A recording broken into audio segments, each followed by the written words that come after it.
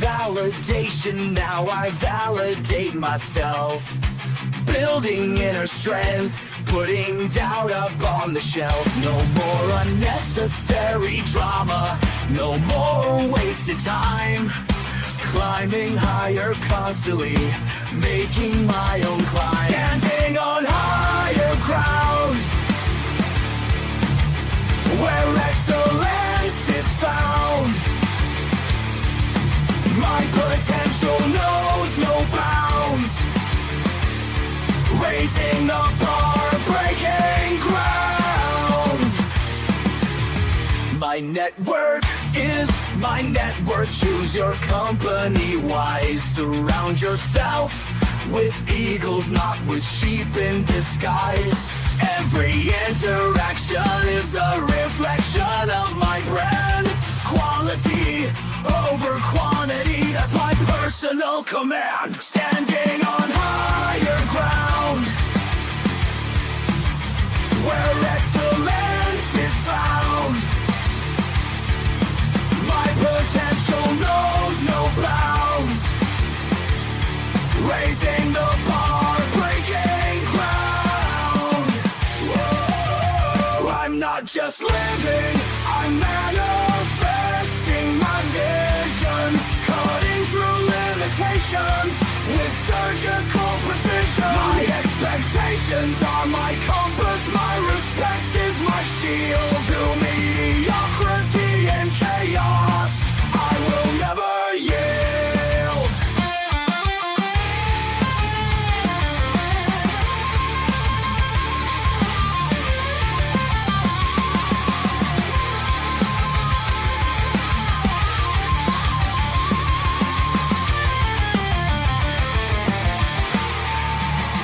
I'm not just living, I'm manifesting my vision. Cutting through limitations with surgical precision. My expectations are my compass, my respect is my shield. To mediocrity and chaos, I will never yield.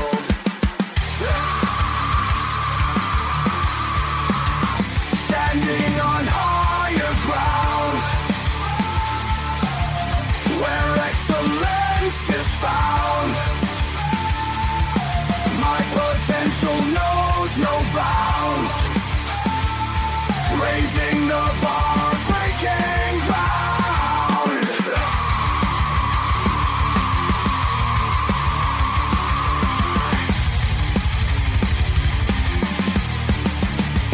I'm not just living, I'm manifesting my vision. Cutting through limitations with surgical precision. My expectations are my compass, my respect is my shield. To mediocrity and chaos, I will never yield. How you doing, ladies and gentlemen? Welcome to This and That. I'm your host, Xander, where we're talking about this, that, and everything in between. What's today? Tuesday. Man, I gotta tell you, time is going the way time be going. Um, so here on This and That, we go live 7 nights a week, and we do not let the sun rise without going live, but we don't always start on time, and that's why we're about 15 minutes late today. And we ask you guys to like, subscribe, take a look at the membership, mash those reaction buttons while you're here on the show live, but then also hit those notification buttons so that it lets you know that we went live when we do go live. Every now and again, because YouTube is having a lot of updates, you got to make sure that your notifications are turned on your phone. If you put your phone on do not disturb or something to that effect, it sometimes impacts your ability to receive push notifications from YouTube. But if everything's set up in a way where you can receive messages, you typically, if you set that notification button and YouTube isn't doing something weird, you do get notified. But I kind of take a few minutes to get things rolling when I do start the show, so give you a little bit of time to get here, so you don't miss out at the top of the hour. Um, People are starting to make headway on the contract signing for the straight. I'm going to be letting y'all know when it is officially done. But you are starting to see improvements on the gas prices as it stands, with them working out some ceasefire negotiations at this time. So, as summer has its normal increase in gas power prices, you're going to see war prices going down. You're going to see the stock market fluctuate a little bit more, and that's why I want you guys to pay attention to what we're talking about when we're talking about the topics that we cover. Now, since we cover different topics, uh, 7 nights a week. Sundays we do questions and comments from the fans. Any questions that you have about you that are appropriately structured for appropriate topics, and I'll cover that.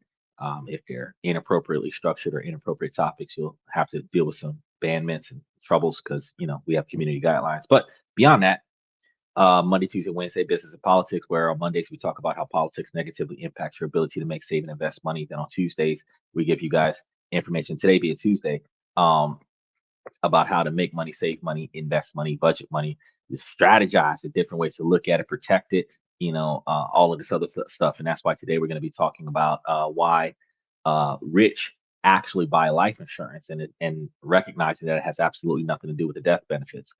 So we're going to be covering that stuff today because I know I had a person that came onto the show once before and he was asking me about the 77002 and or was it 7702 life insurance policy, and I had actually experienced some research information on that back in college.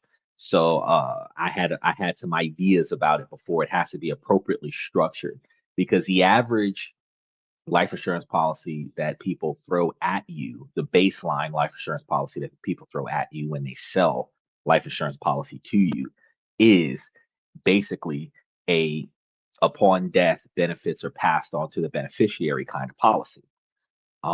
They try to work out the least amount of structural issues that you can get, and then they'll hit you with, well, low payments for the whatever term, and you're good to go. Now there are certain people that offer certain policies for different things, because as I found out recently, is that when you're dealing with individuals that have mortgages, those people have a different type of insurance policy that is a mortgage protection plan. And what it does is it's a life insurance policy. And upon your death, the beneficiary would collect the money and put it on the mortgage. Now, likely, the beneficiary of the house would also be the beneficiary of this policy. And the policy is set for the value of the mortgage or greater. So if you got a $500,000 house, you'd have a $500,000 policy. And the more you pay down the mortgage, the policy still stays at the $500,000, but the more you pay down the mortgage, the more money you get back off of the policy, because the policy will pay off the mortgage and you keep the change. The way it works though is that they're going to cut you a check for the policy amount. You're going to give that amount to the mortgage, and then you keep the difference. So if it's a $500,000 policy for a $500,000 mortgage, and you paid down $250,000 on the mortgage, and the person who the house and the mortgage and everything was set up on passes away, then you put the $250,000 on the remainder of the house, buying the house out free and clear, so you don't have to refinance the house under your own name, and then you keep the difference.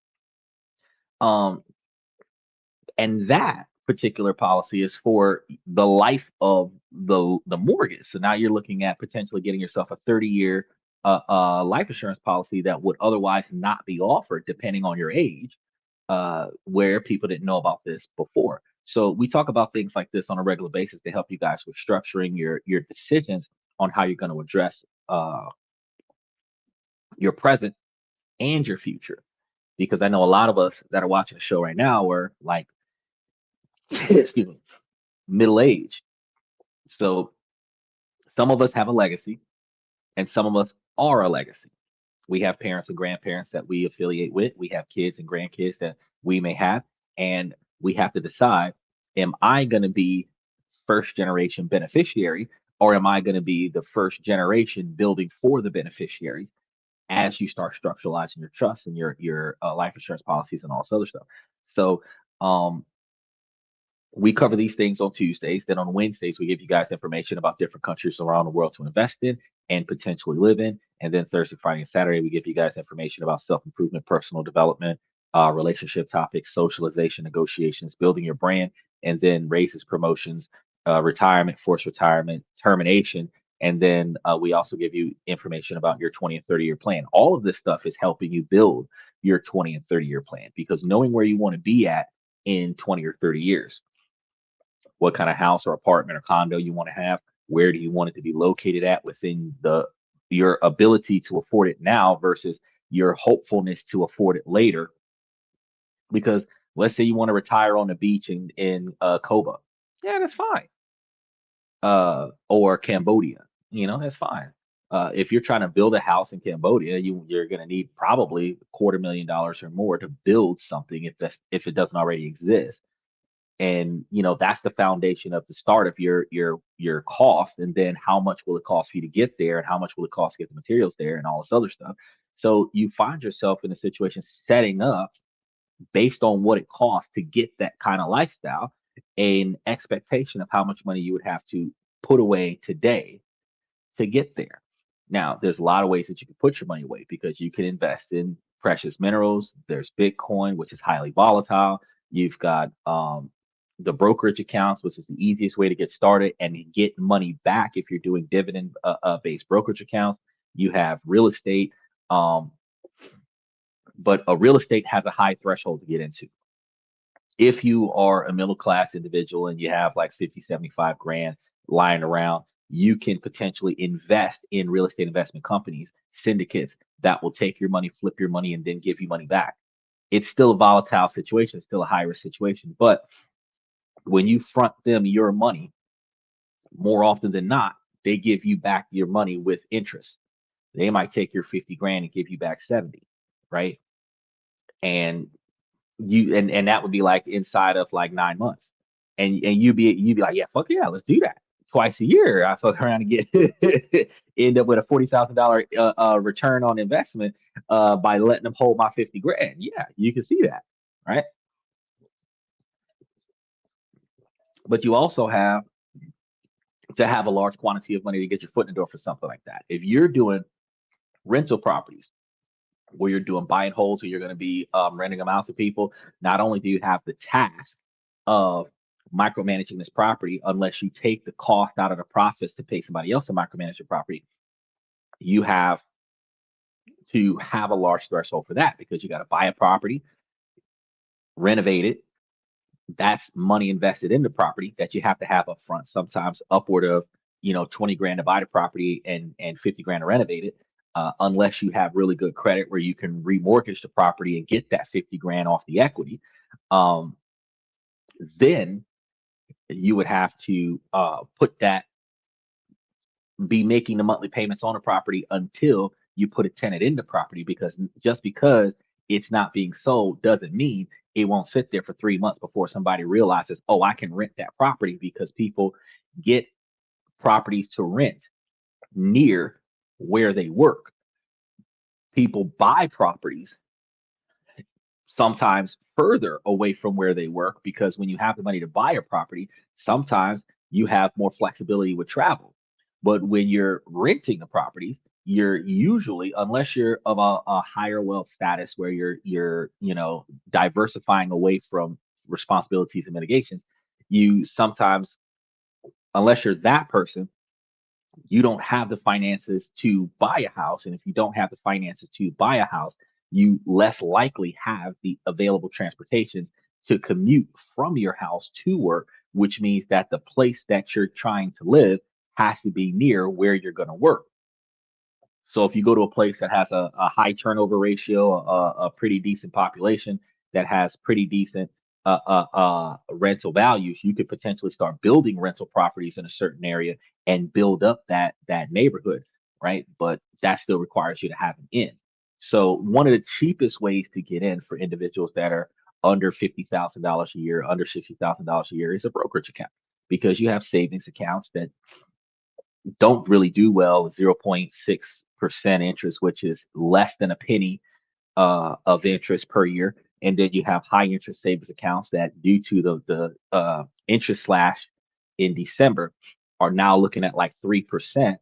return on investment, which is cheaper than the current, last time I checked, 4% or 4.1% for the treasury bonds, which is buying government debt. And they got a lot of it right now with the war. And then you have the next level up after treasury bonds is the the brokerage accounts where you can get at least 10% from the S&P 500 and other such broad spectrum ETFs, or when you start really investing on hand-picked stocks and bonds and selectively creating a portfolio that can generate 15 or 20% return on investment, like Stephen had asked me in yesterday's show, and I did it for him. All the things that I said that I was going to do that I didn't do, that I did. He asked me for it. I actually sat there and I spent, I think, 6 hours just reorganizing and restructuralizing this step. It was almost a mini pamphlet. It was like well, just about a small book, but technically, it's like 6 pages of information to give him a step-by-step guide, and it's in the membership right now for access for how to rebalance the portfolio and then how to make adjustments along the way, where he can buy the 17 or 19 stocks that we've been talking about in the membership. And then after buying that 17 or 19 stocks, you can put a baseline in there so that you have all your stocks. And then you can put your money into the ones with the highest interest rates, which is your REITs and your BDCs, and then take the dividends and redistribute it between your other stocks on your portfolio so that your whole portfolio grows faster. You're going to be able to benefit from the growth, but by putting your interest principal into your highest volatile stocks and ETFs, you're going to be generating a larger percentage rate. So you might see yourself with probably 15% on each, which means that you're going to be running like 45% on REITs and BDCs. And then you're going to see the rest of your portfolio is the other 65%. So highly volatile, but high cash generating. And then you rebalance it into your portfolio.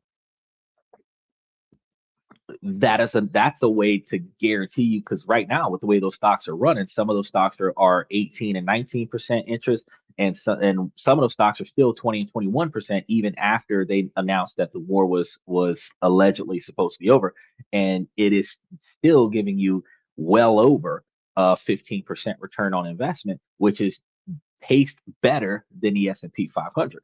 So in that dynamic, and then it is 100% dividend distribution. So all of the stocks and ETFs that's in that portfolio gives you cash return.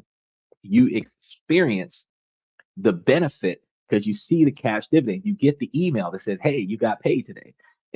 And it happens 17 or 18, 19 times, depending on how many different stocks you buy. You get 19 different notifications that, hey, you got paid today, right? And based on the value of the quantity of money you had into that particular portfolio, you can see, oh, the more I put in here, the more money I get back. And it got to the point where, like Steven said yesterday, that he finds himself dumping a larger quantity of money into his brokerage account. And he felt like he was putting too much in. He's not. He's doing exactly what he's supposed to do. Every extra dollar that you can find, you stick it in there because you're building during volatile times, you're building a better portfolio so that when things stabilize, you're locked in on the better rates. Because everybody else that buys into the same stocks that you're buying into, when those stocks settle at 17%, you bought them when they were 22%. You're still going to be getting the higher volatility when the market slows down, when the volatility declines a little bit. So he's doing the right thing. He just got concerned. He's like, man, I'm throwing money, like throwing money at it, throwing money at it. And I'm like, yeah, I know. You're supposed to, though. That's the idea. But you're only motivated to put more money on the portfolio specifically because every month, every few weeks, every time you check your emails, every time you log into the app and check your available balance, you see more money being dropped into the account from dividend distribution that you would otherwise have not seen if you held silver since July, if you would have held a Bitcoin since December, if you would have held gold since the 90s. You would not have seen that type of return. And by not seeing that type of return, one of the first things that people do in a situation of emergency is sell their assets. If you don't have any cash lying around, especially if you have bad credit and a lot of debt, the first thing that you do before you try to borrow money and get denied on the borrow is you sell the assets that you have lying around, and then you go borrow money on like payday loans and shit like that, right? So to prevent you from selling assets that are actually paying you to keep them, that's why I tell you to go that route. you know. And just like what I gave you guys the story about my homeboy yesterday, where he called me in a panic about being a couple of weeks late on his car note because he made a bad financial decision to go and get a secure credit card with his car note money, and then he didn't have car note money for his car because he forgot or wasn't thinking about the fact that his car note was mandatory cash, check, or ACH payment to pay the car note, and he took the cash and got a credit card, which isn't an accepted form of payment on a car note. Those types of impulse decisions, while it probably was a good structuralizable decision had he already had his car insurance paid, the fact that he didn't have his car note paid, the the timing was wrong, right? And like everybody else who tries to help a friend out, that sometimes you got friends that are like family members. When a family member or friend that you really value calls you up and say that they're hard up on cash, they don't tell you how they fucked up their money before they ask you for money. They just tell you that they're in a dire situation and they need money. And then in a panic, your natural instinct is to try to procure that money for them. First thing you want to do is find out how much they need. The second thing you're going to want to do is find out how much time you have to get that money for them. Then you try to see how much money you have accessible to you to provide them with what they need. But then you have to see what bills you got due. And a lot of the times where we make our next mistake is when we're not making bad impulse decisions for ourselves, we're making bad impulse decisions for somebody else. So if I would have broke him off on the $500 that he needed so he could cover his car note this week, I would not have enough money to cover my mortgage 2 weeks from now. That's the the bad decision. Then I will be calling like, "Hey, can I get X, Y, and Z?" Nah, I don't have it, right? Or if you do have it, it's going to be late. So now I got to get there and call the mortgage company and try to work it out with the mortgage company so that I don't get my. You see how that negatively impacts me, and that people don't think about these things. We think in the moment, impulse, emotional decision making. We're gonna go and take care of our homie because we don't want our homie to fall off. Sometimes you gotta let them fall off. Because once we got to the bottom of why the situation was the way it was, because I'm already paying for a lot of this stuff. Not like it's negatively impacting me at all. Because let's be honest, I put it in places where it was a free service, and I just put him on it so that he didn't have to pay for the service. So since the service was being paid for by default, if he gets on it, he saves him some money. So it's not like it was money out of my pocket. But since he's saving $1,200 a year because of what I did for him, you should have $1,200 a year of extra money in your pocket. So now I'm looking at him like, where's your money going, bro? Because you would have had to pay X, Y, and Z bill that you don't got to pay no more because I got you, and you still don't have enough to not have these money problems. What are you doing? And then he has to explain to me how he fucked up.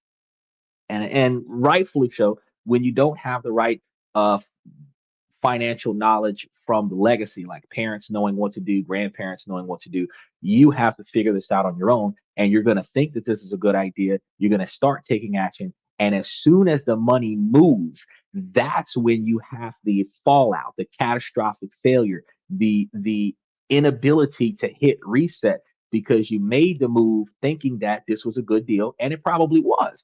But you forgot what day of the year it was. You forgot what day of the month it was. And then you're like, shit, I don't have enough. I'm trying to do two things at the same time with the same quantity of money, and I don't have enough.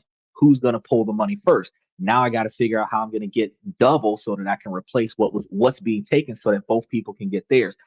And these financial decisions are the decisions that I teach you guys about so that you can pace yourself. You pace yourself. You don't start new things without first paying off all your bills, your reoccurring bills, so that you know how much you need to pay for the other thing, how much you have to pay for the other thing. Don't get extra insurance policies, don't get extra warranties, don't get extra credit cards or anything that you don't already have the money to pay for. Don't go get extra until you have factored it into your current budget. right? So you got to pay all your bills off first, maybe pay them a month or two in advance. Look at how much money you got coming in, look at how much money you got going out, and then decide, can I add this to the overhead? Special shout out to OG Kicks. And if you can add it to the overhead, then you add it in. But you're adding it in a moment where you have extra money, in a moment where all the bills are already paid, so that when you work it into your payment plan, which one gets paid first, you already have it set up where everything is being covered on a regular basis. Now, since you already know this bill exists, before its next payment, you're calling early and charging certain bills to the credit card. You're charging certain bills to the debit cards. You're paying certain bills early, paying certain bills on time, never paying any bills late, but you've already factored it in. That's when you've balanced the budget in a way where all of your stuff is covered. And you really have to find value in the things that you're getting. You have to find value in the things that you're getting, right? So if you are if you are working on, getting some type of like backdoor policy, like an aftermarket warranty on your car, look and see what the policy covers. You got to look and see, what is it going to benefit you if you're paying this. Like, for example, Car Shield. Anybody with an old ass car, right? And what's an old ass car? If it's got over 50,000 miles, the old ass car. But really, anybody who's got 100,000 miles or more, you go grab you some Car Shield. And with that Car Shield, they're going to be charging you a monthly premium. The first claim you could take out is like 30 days after the policy, but you got to put 500 miles on the vehicle. So you got to really think, what is this policy going to do for me? Because if I need my transmission worked on, I have to drive 500 miles with the car on the policy before I have to fix the transmission. If I need a head job done on the car, I have to drive 500 miles with the car before I get the head job done. So you have to factor in, can I afford this long enough for me to take the claim out and get the car fixed? If so, then get it. If not, then don't.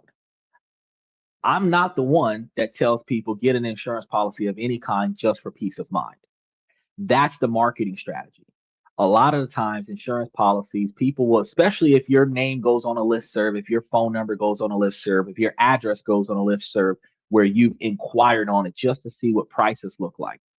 Just because you went out there looking, now you're on a list serve for advertisements, and they will hit you up and let you know, oh, we've got this, we've got that, we've got the other. It's great, it's great, it's great. No, you've got to weigh usage versus cost. How much am I going to use this versus how much I'm going to get out of it? Because if not, you will be paying money for some shit that you don't need. He said, any car older than 10 years. Well, Michael does make a good point. Specifically, cars that are over 10 years. But when I start talking, because what, okay, so think about this. Uber drivers are probably going to put miles on their vehicles faster than anybody else. They'll probably put like 55,000 miles or more in their vehicle in a year if they're a full-time Uber driver. Uber, Lyft, stuff like that, Postmates, Instacart, Uber Eats, you know, Walmart, Spark, the delivery people. Y'all put a lot of miles on your vehicles, but the average person does not use a brand new car to do delivery. Like, I've only had the car for 2 years, right? Usually, a lot of the times when you're financing a car, they have it in the contract where they say that you can't use it for work. It must be for personal use only. So you have to lie to the company and say, yeah, I'm going to use it for personal use, and then flip that bitch and start using it for commercial use. But commercial trucks, like you buy a brand new Ford F-150 or something like that, brand new Dodge Ram 1500, so that you can use it for heavy lifting, hauling, this, that, and the other for your business. You're not going to have Car Shield. But the personal individual would get Car Shield typically because you bought a car. We're in 2026. You bought you a 2016. It's got like 55,000 miles on it. You paid a good deal for it. A lot of us that are buying cars that are cash cars that are $5,000 or $10,000 cash up front. Typically, those are 15 years old. You're probably right now in 2026 buying a 2011 or a 2010 or a 2005, and you're buying it cash up front. So those are going to be cars that are typically going to have closer to 80, 90, 100,000 miles on it. So when I told you like anything over like 50, 55,000 miles, because the average person typically only puts like 15,000 miles a year on their car. And that's talking about 1,000 miles a month. You're like 15,000 years, 15,000 miles on your car. So in order for you to get to 70,000 miles, 80,000 miles, you didn't have the car. The car been around for like 8 years. In order for you to get it to 110,000 miles, the car hasn't been around for 10 years and not been crashed. But yeah, he does make a good point. Any car older than 10 years, regardless of the mileage, but typically it's high mileage vehicles that end up you grabbing CarShield. Anything that's already past its standard warranty, that's what you go and grab. But Uber asks you to have cars that are 10 years or younger to drive. Notice when I said earlier that you typically don't buy a brand new car and inside of the first 2 years use it for Uber, but Uber has a policy where when you first get enrolled, at the very least, your car has to be 10 years young. So if it's 2026, some of the oldest new Uber drivers got a 2017 so that they don't have to worry about upgrading their vehicle. But my homeboys got 2019, and he had a 2019 last year and year before. Remember the one I told you that got fired from Uber for having a conversation with the passenger? But he had a 2019, right? So that 2019 would be good through 2029 or 2030. The kind of mileage he would have been putting on that vehicle, he probably would have been grandfathered in, but he probably would have been trying to trade that bad boy in if he was still been working for the next couple years.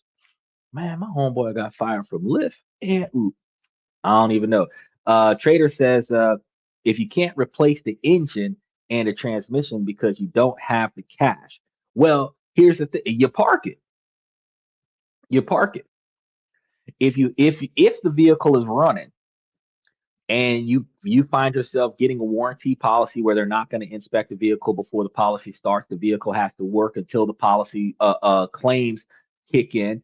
If the vehicle can function, like I said, if the engine and the transmission is functional, but it is not up to standard, if you can drive that motherfucker 500 miles, even if you got to drive it slow, and you put that 500 miles on it, then you go put it in the shop, and then you get it fixed. You can put that 500 miles on it and get it fixed, and then do the engine, do the transmission, do all of that stuff, and it'll cover it as long as they say they'll cover it before you get the policy.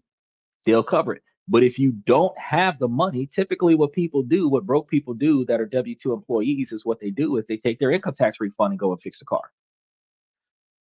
Typically, if they're overpaying in their taxes on their W-2s because they don't fill out their W-2s and their W-4s correctly, too much money is being taken out of their check from their employer, and as a result, they'll file taxes and then they get a refund. And when they get their refund, they take their refund and pay to fix their car.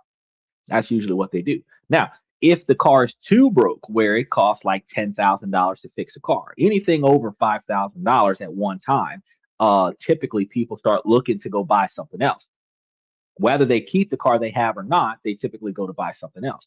But the average person, if it costs $15,000 to fix a car, you're probably going to just trade it in for $500 and go buy something else for $7,000, because the first thing that a broke person will say to themselves is, I can buy a whole nother car for the price that it costs to fix this one. And that's exactly what they'll do. Michael says, smart Uber drivers will take a tax deduction from miles and food and anything related to work. Yeah, that's true, but that's besides the point, because I was only talking about the magnitude of using the car for work and how the mileage would increase over a period of time, because average usage for personal use is not 55 to 100,000 miles a year. So when I originally made the statement that typically you're looking at a car that's over 80,000 miles, over 100,000 miles, that's going to qualify for Car Shield because it usually takes like 10 years to put that kind of miles on that car or longer, right? Because you got some cars that are like 30 years old, that's only got like 23,000 miles on it because people barely use it, kind of thing.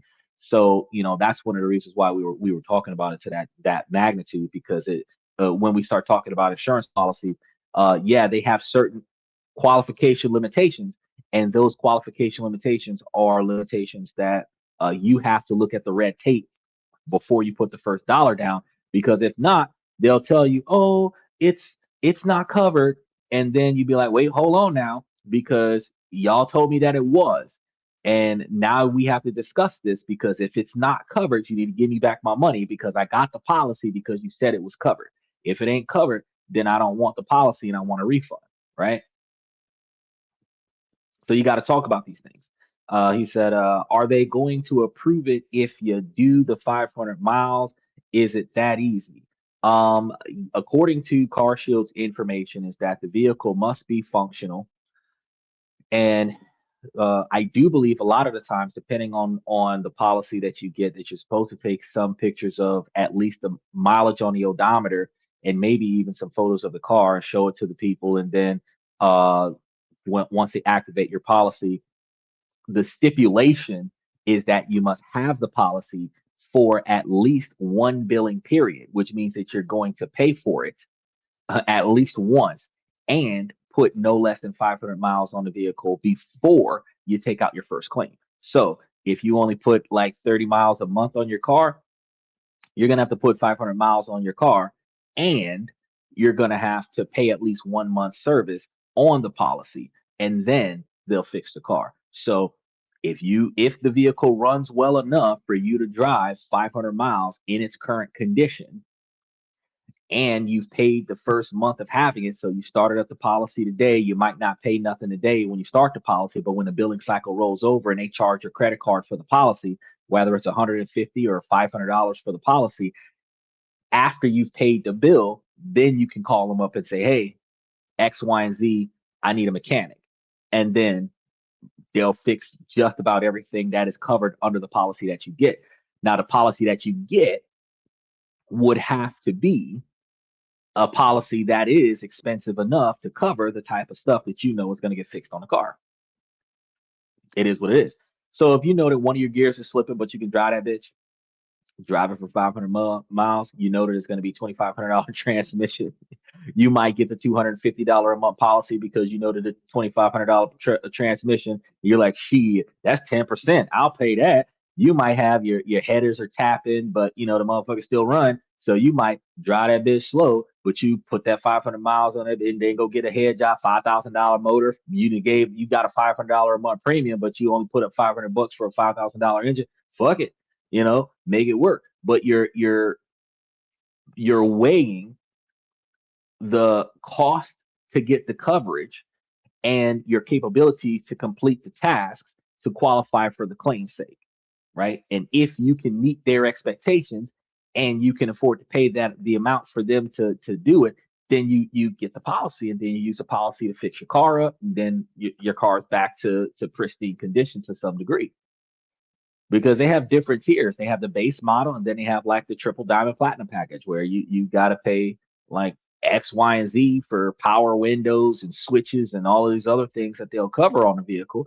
But that is a higher monthly premium than the base premium.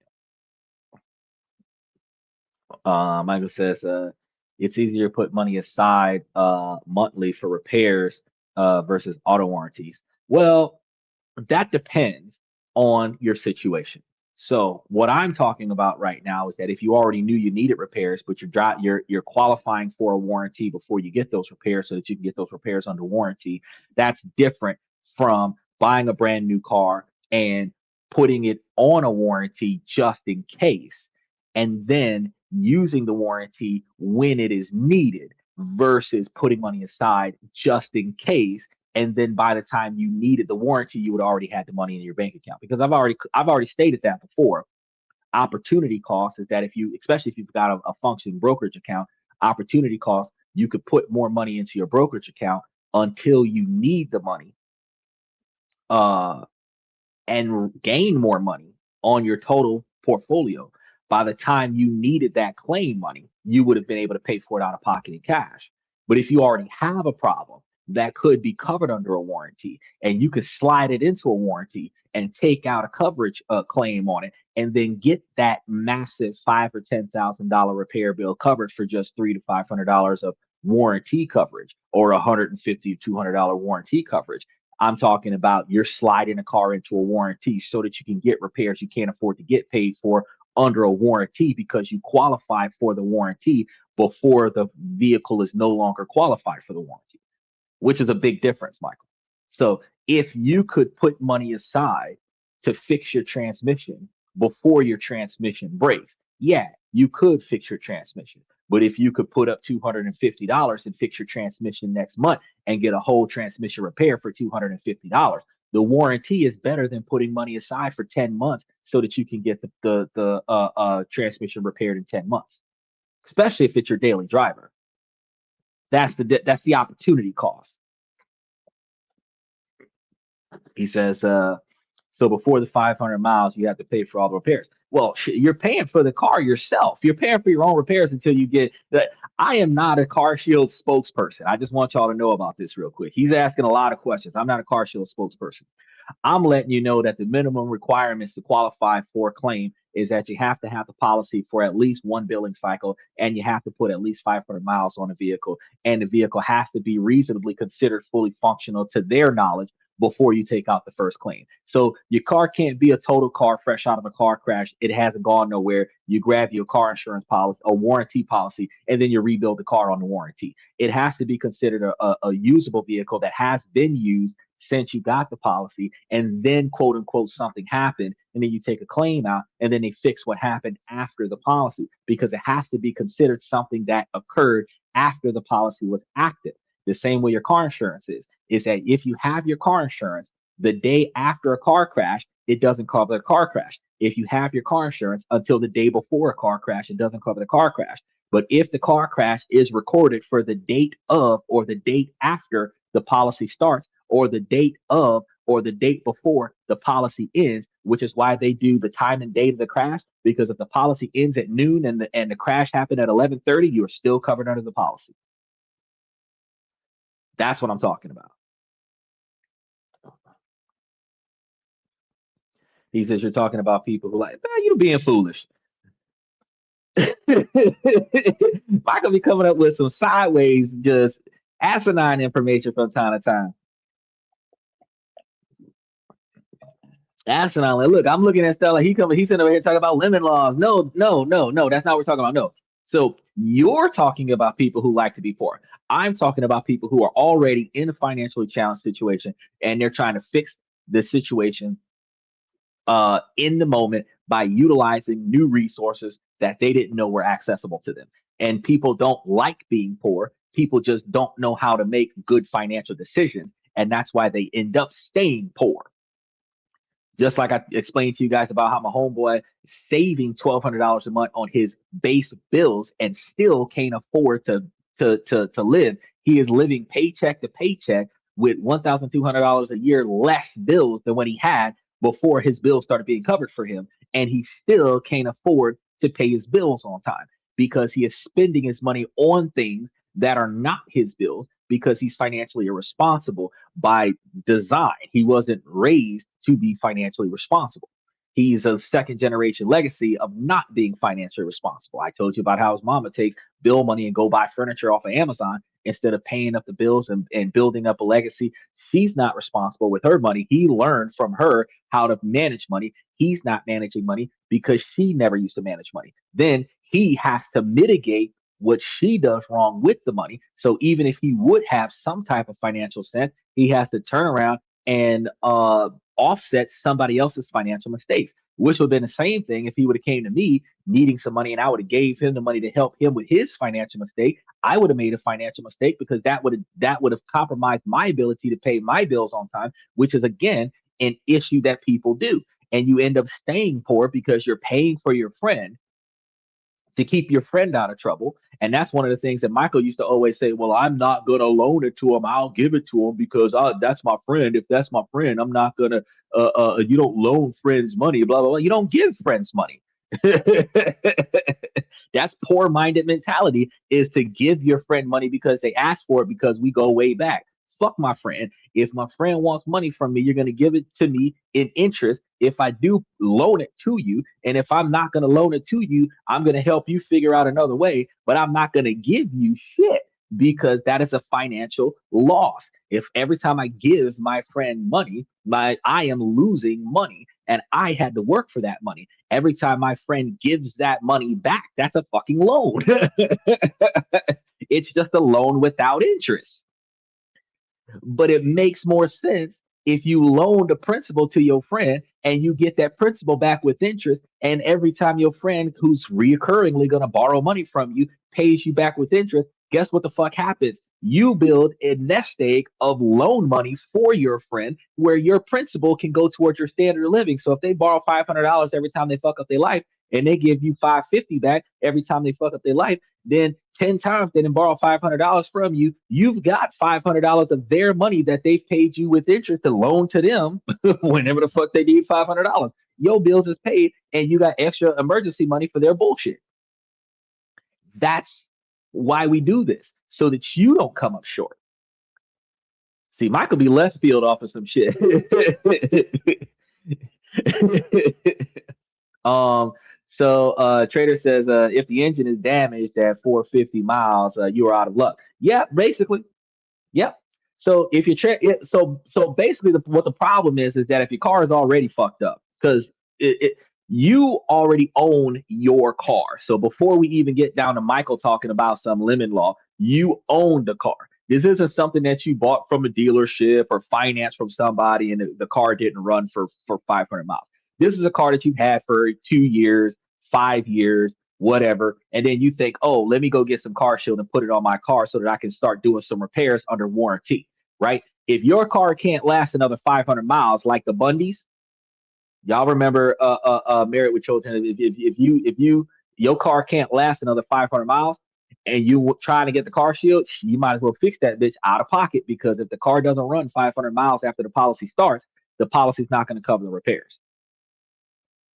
You know, and here he goes. He said, "Well, if I had an engine go out at 450 miles, it's going back to the dealer." Well, you're not on the same page as us, Michael, because you're thinking I'm going to go buy a brand new car. I'm going to get the car or buy the car from a buy here, pay here place, or whatever, and I'm going to get the car, and it's only going to go 500 miles, and then I'm going to bring it back. No, you bought the car 2 3 years ago. You're not bringing it back. It's breaking down within 500 miles of starting the policy, where you probably drove it for 20,000 miles, and it just now something went wrong with it, and this is something that you've had for a long period of time. So again, yeah, you got to keep up, Michael. You on the wrong side of things. He said, take the bus. Yeah, your ass should be taking a bus. This isn't even today's topic, y'all. We were supposed to be talking about life insurance policy. This is, but because we were talking about how you doing, Ashanti? Um, because we were talking about insurances, I was using other types of insurances as a catalyst to starting today's show, because I was explaining to you guys how, if you are planning to budget your way into certain things, you have to figure out if it benefits you and how it benefits you. And that's going to be part of what we're going to be talking about with today's life insurance policies, because some of the reasons why poor people don't have life insurance policies is because they can't afford it. And then on the other hand, it's like, well, if I'm struggling from paycheck to paycheck with the way life is right now, do I give a fuck about if my kids got money? Because I mean, shit, they could throw me in a garbage bag and put me in the dumpster behind Taco Bell and save money on a funeral, kind of shit. You know what I mean? Steven says, the people that need money seem to always need money. I know I used to be one, but that's just because usually it's a two-part problem. People who need money typically don't have enough money for the lifestyle that they want to live, right? It doesn't mean that they don't make enough money to live a normal lifestyle. It just means that they want to do more things than they have enough money to pay for. You might want to accomplish way more things in a month, and your income doesn't support it, where it might take you 5 months to get certain things done, right? And basically, all it is that you're spending it faster than you're making it. And then you have people who have like lifestyle choices, entertainment things, clubbing, hanging out with friends. And a lot of times when you're hanging out with friends and you're trying to keep up with the Joneses, if your friends want to go to an activity that costs money, you will go with your friends to make appearances and be part of the group. But the money that you're spending to be at this activity is coming out of money that you would need for financial responsibility. And now you have to go and get more money from somewhere else to cover your financial responsibility. You also have people who live off of overtime. And what I mean by that is that you have a lifestyle that is solely based on the perception of guaranteed overtime. And it is not guaranteed overtime. It's just been reoccurring overtime due to being understaffed. But when the market changes and the customers die down, you go from overtime to regular hours.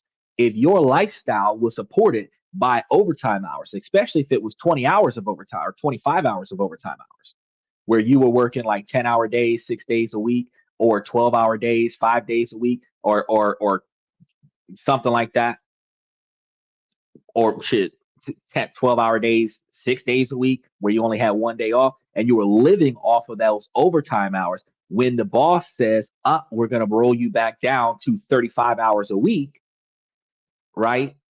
That 5 hours of regular hours and the 25 hours of overtime is freaking 30 extra hours of pay, where you're looking at time and a half is technically 45 hours of pay that you're not getting,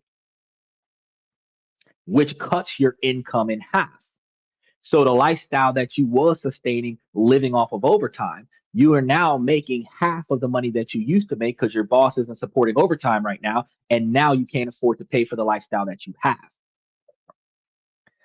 So if you built a life under the income that is standard 35 to 40-hour pay, the overtime hours would be going into the brokerage account, because you shouldn't need that money. That's extra money. But people haven't learned that yet. And once you learn that, that's when you start making a buffer for yourself. He said, yes, that's correct. And then you both will be broke, because if you're helping out a friend, they fucked up their money, and you fuck up your money helping out them, you're broke and they're broke too. And that's one of the reasons why I'm like, I'm not trying to waste no money on no friends. Who drives a car only 500 miles in 3 years? I think you were missing a point on that conversation, Michael. I'm going to be honest with you. Um, it wasn't about who drives a car 500 miles in 3 years. It was about if you owned a car already. You probably owned a car 2, 3, 4 years, and you were driving the car within 500 miles of starting the policy for the warranty that would fix the car. And if the car broke down before you reached the 500-mile qualification mark for the policy, then the policy would not fix the car. That's what we were talking about, the warranty policy. That's where the whole 500-mile discussion came from. Car Shield is an aftermarket warranty service for vehicles that usually are outside of their normal warranty coverage. And one of the criteria is that you have to pay for the first billing cycle first, make a payment on the policy. So it has to exist for more than 30 days. The next thing that you have to do is you have to drive the vehicle for 500 miles after the policy starts. And then anything that's wrong with it, you take out a claim. That's what we discussed, and that's the information that you're missing. And throughout our discussion, you have been missing that scenario. So FX Trader was asking me questions like, well, what happens if you drive 450 miles and then the vehicle breaks? Well, if you started the policy knowing that your vehicle had less than 1,000 miles left on it, and it didn't make that 500-mile mark before that bitch broke, you wasted your money on getting the warranty. because you got the warranty not for the peace of mind that you needed to have the warranty. You got the warranty because you knew your car needed to be fixed and the warranty would cover your car. That's why you got the warranty, right? And that's the dynamic of what ifs that we're in here talking about, is that you got a insurance policy or warranty policy to cover known repairs that were needed that were inadvertently covered under the warranty, because the warranty holder does not know, or the warranty provider does not know, that you already need this, because technically any repairs needed before the warranty starts is not covered under the warranty. So any non-reported repairs that are needed after the policy starts, well, before the policy starts, if there's any repairs needed that are not reported, and then after the policy starts, those repairs are reported. If they can't trace it back to 30 days ago, they typically cover it under the warranty. And that means that you can drive a car with a busted transmission and then start the policy, get the transmission fixed. So it's not buy a brand new car. We never talked about buying brand new cars. We talked about old cars. And then you're the one that talked about, the policy requiring older than 10 years. And that's when I was explaining to you about how nobody buys a brand new car off of a dealership and then uses it for Uber off the first 2 years of buying a car. It's typically a used car that they buy for Uber. It's typically a brand new car that they've had for several years, and then they decide to start using it for Uber. It's not, I'm going to Dodge and I'm going to buy a $50,000 Hellcat and I'm going to go do Uber with it. It's not, I'm going to go to Tesla and I'm going to buy a 2026 Tesla and I'm going to use it for Uber. That's not what they do. Okay, the average person will take what they already own, be in a situation where, fuck, I need money. Let me use it for Uber to pay for the car note, right? Because I've been paying for the car for the last couple of years and now I can't afford to pay for the car. Let me use it to make money so that I can pay for the car, right? That's what we were talking about. He says, what should a life insurance policy replace? Just the income or assets as well? Okay, now we're talking about life insurance policies, and this is where smart decisions, because we're going to lead into today's topic. Today might be a 3-hour show.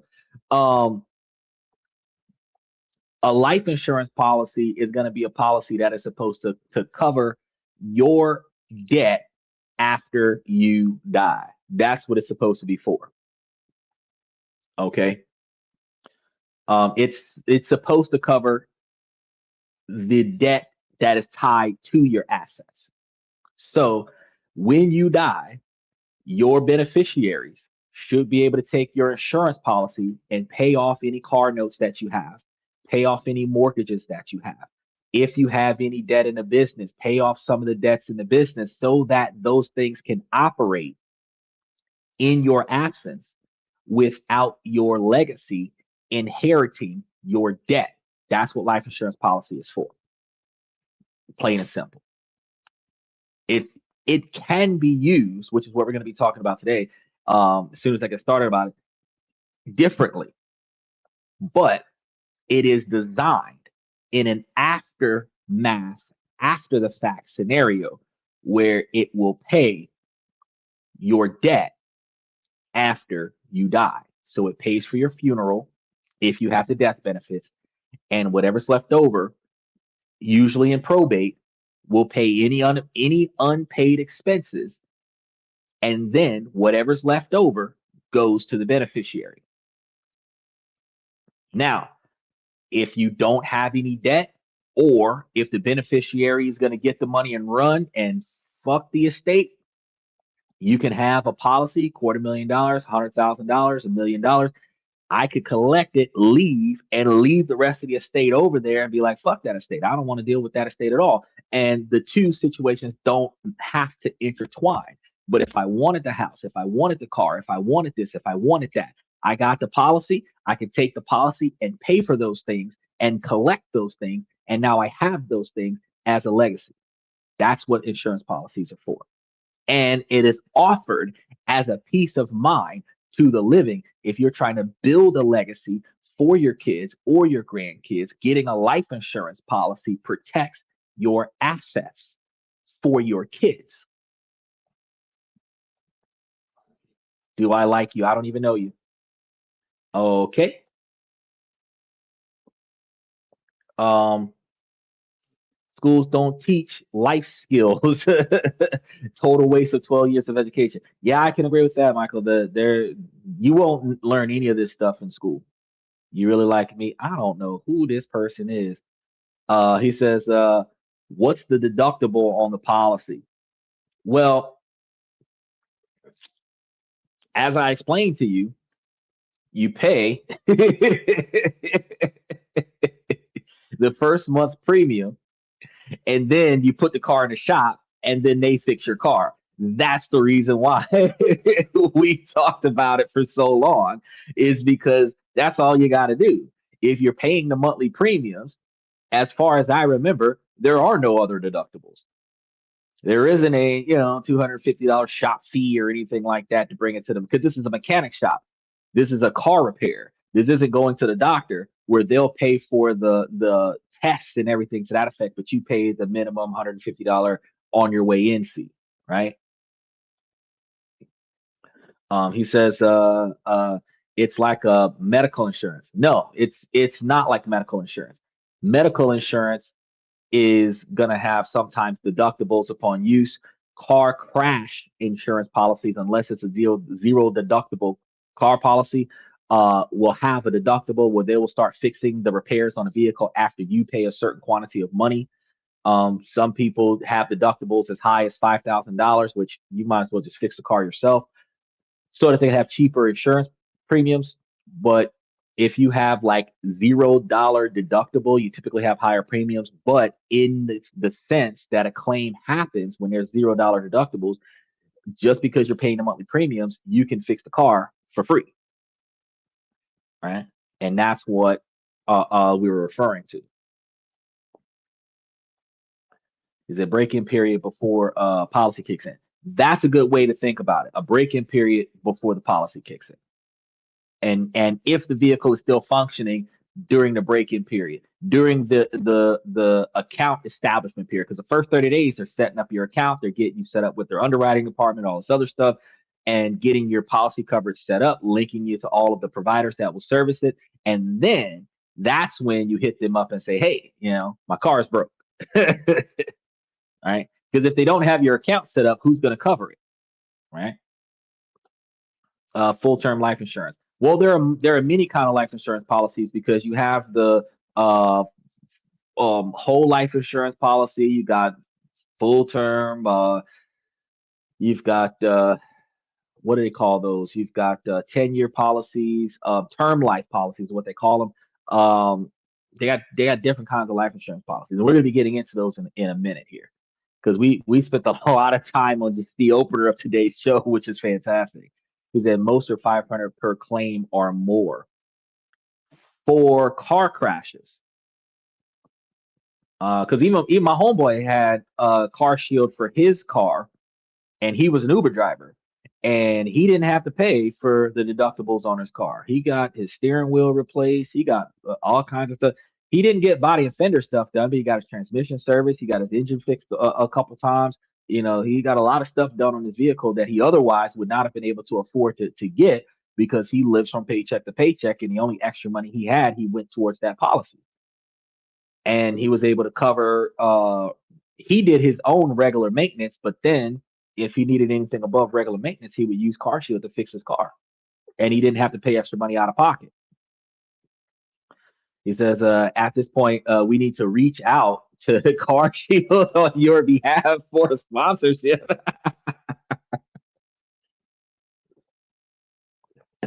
Let me tell you something, Stephen. I promote good shit on this podcast. And the wild part is, when I find something that is beneficial to the average person, I will talk about it for free, because people need to know that that shit's out there and you can get it.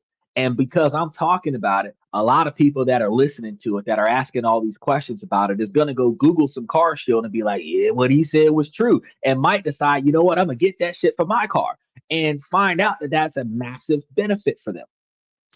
I've been promoting Temu forever. Temu contacted me about a month ago and asked me to not promote them because I have politics and firearm discussions on my show. I didn't tell him shit. I looked at the email and I'm like, you can kiss my ass because you sell firearm accessories. So you promote firearms on your platform. So I'm not gonna I'm not gonna not talk about you because you do have quality products. They are affordable. They're reasonably shipped outside of Amazon Prime next day delivery for drop shippers. There is no difference between Temu, Amazon, and Walmart.com except for the price, where Temu is cheaper than Amazon and Walmart.com. Customer service is exceptional. They work on your they have returns on certain items. They have rebates where if you didn't like the product, if you sometimes you don't have to send it back. Sometimes they just give you your money back for it. Sometimes they give you some of your money back for it, let you keep the product. And there's they got ways, right? And the fact is that um if you're only if their concern was that I was saying something negative about them, then I could see them reaching out to me and saying, "Oh, well, you shouldn't, speak ill about us." They come and hit me with their terms and conditions policy. I'm not an affiliate for them. They're like, "Oh yeah, our affiliate position, blah blah blah blah blah." But bro, you don't pay me. I'm talking about you because you are good. So, I got to make sure that I'm doing things right. Looked up a lot of laws and actually come to find out in the United States, as long as I'm positively promoting a product, there is no legal statute that prevents me from talking about that product. There is no legal statute for me to get a publicly accessible link to the product and put it up on my website, which is actually what they were asking me to do, is take down one of the links that takes you directly to their thing to sign up so that you can go and get uh, uh, uh, the stuff the same way I gave you guys the link to Stash App. Stash App didn't complain. Stash App had no complaints. They were like, "Great, do what you do," but um, but Timu complained twice. Some lady named Irene hit me up like Karen, like, "Oh, we would appreciate it." And I didn't even respond to her because I'm sitting over here thinking, well, first of all, I have nothing negative to say about y'all. I shop from y'all. All of my accounts still work. You didn't ban my accounts like like Twitter X did. So, I've got holster from Timu. Timu. Tack light from Timu. So you know what I mean? You tell me you don't support firearm accessories. I got a gun belt. I got a shoulder strap holster. I got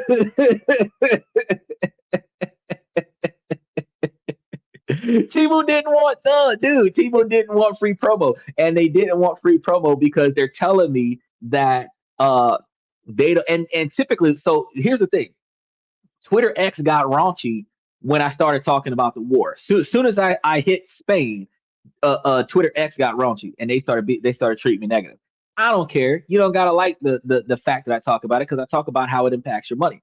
But then when I started talking about the Iran thing, then Timo hit me up, and I'm like, look, I don't really care how you feel because when I talked about Timu, I was talking about Timu in a positive light because we were talking about buying cheap clothes from Timu. You could buy a pair of pants and a shirt as a man from Timu for less than $20.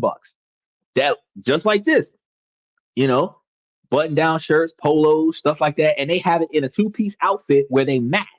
All you have and for less than $20, you can buy five outfits for $100 and a pair of shoes, and you paid $125 for five outfits with a pair of shoes that match the whole outfit and get you a whole wardrobe for the week. And then mix and match them and probably have that shit last you for a whole month for $125. You can't get that nowhere else.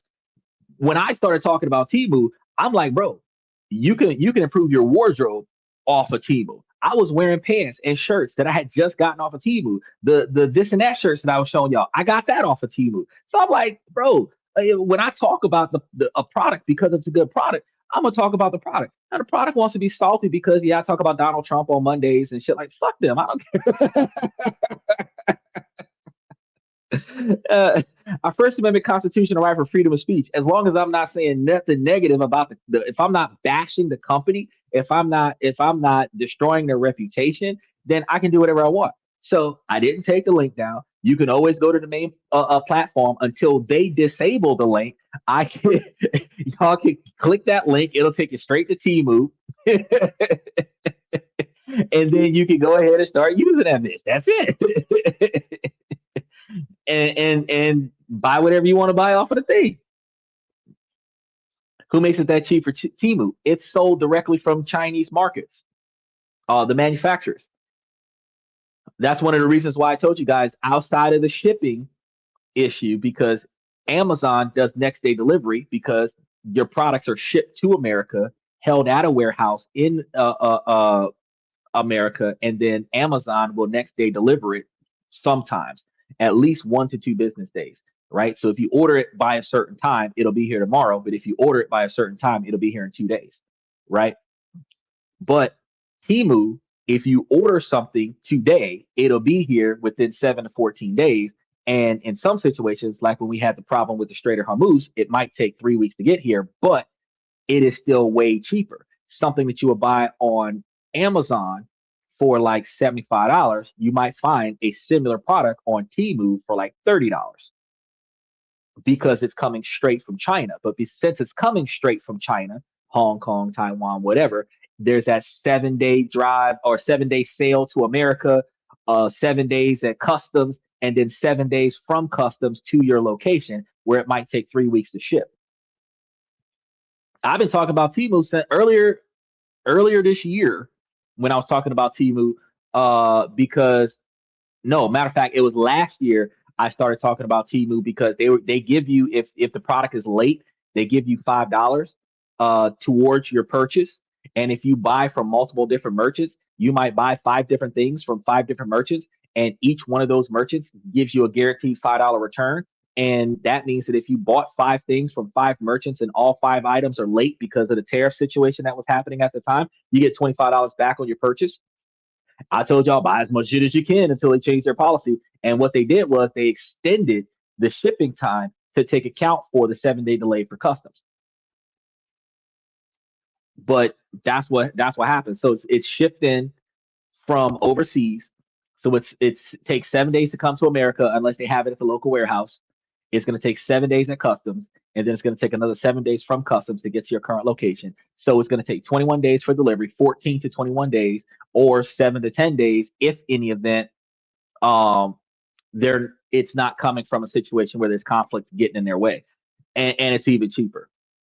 He says, "Have you ever bought a product from Temu that was bad quality?" No, I haven't. So I have bought a pair of pants where the button fell off, but the material is good quality. Sew the button back on. I have bought in that set of pants.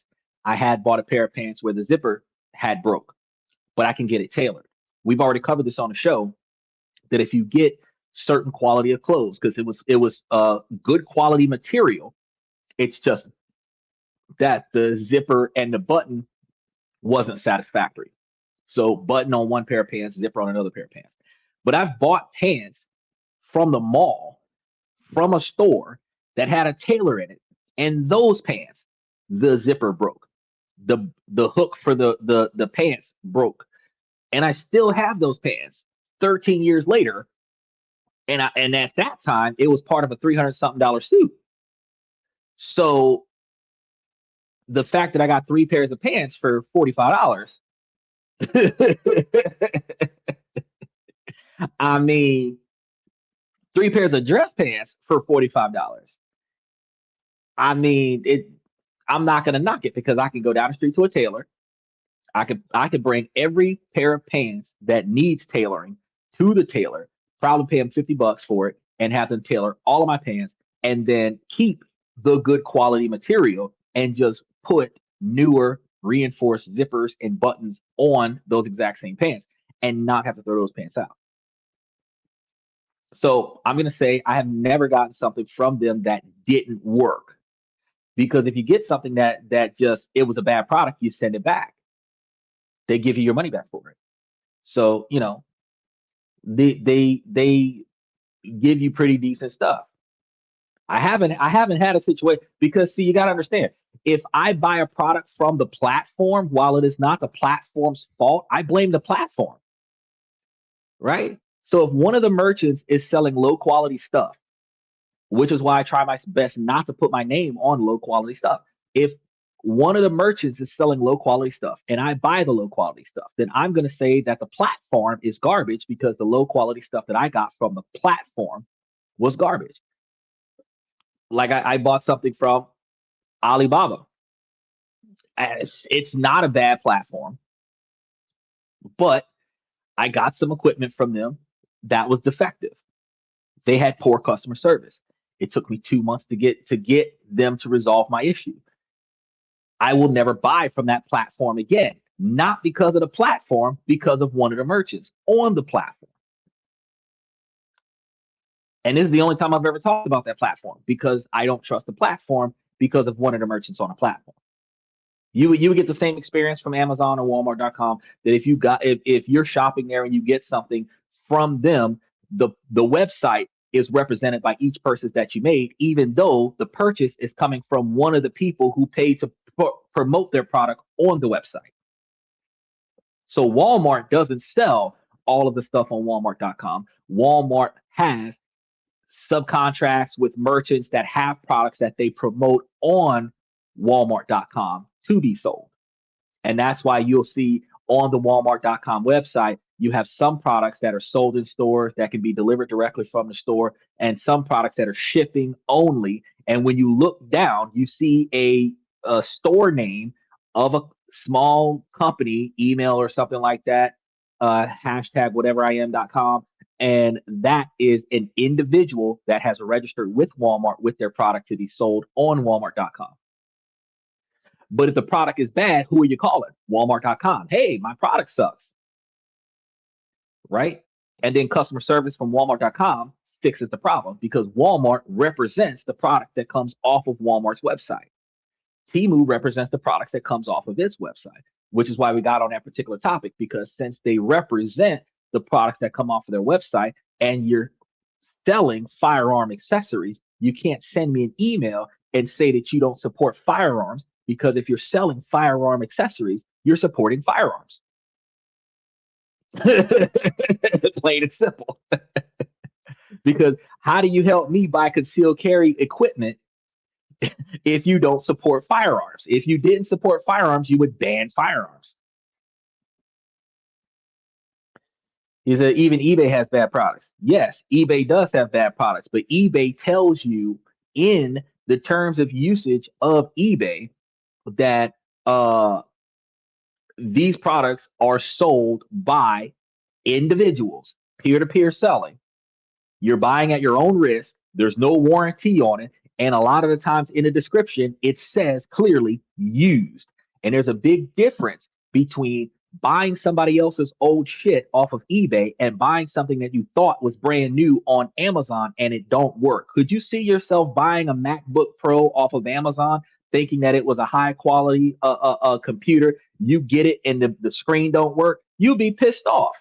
You'd have spent $2,000 on a laptop thinking that it's going to work and then it don't work. You're going to be pissed off. But if you went and bought you a cheap ass what is the TX86 calculator, a used one for $50, it says used. It's a 1996 model, but it's supposed to still work. If you get it and it stops working, you're like, oh, I didn't get a good one. You're not going to blame eBay for that because you got the cheapest one you could find. You would instead go and find one for like $125 or $200 that still works. They've got photos of it in use, a video of it still working. You buy that one, and then you get that 2001 model. Is 2026. It's like, you know what I mean, 20-year-old calculator that still works, and it's cheaper than the $1,800 2026 model that's brand new.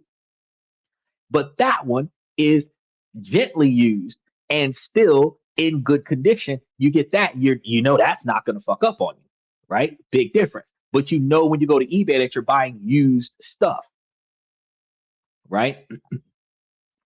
But buying stuff used off of eBay is different from buying a brand new product off of a platform that is supposed to have products fresh out the bubble wrap, usually directly from the manufacturer. You get it and it doesn't work. Nobody's touched it from the time it got built to the time that you got it and it still don't work. That's not satisfactory. He says, Hank Hill, he's got his propane and propane accessories. All right, let's go ahead and dive into today's show because I didn't even start today's main topic. Make sure that y'all like and subscribe while we're doing what we're doing today. Okay. Now, you've probably been told that life insurance is something that you buy for your family for when you die.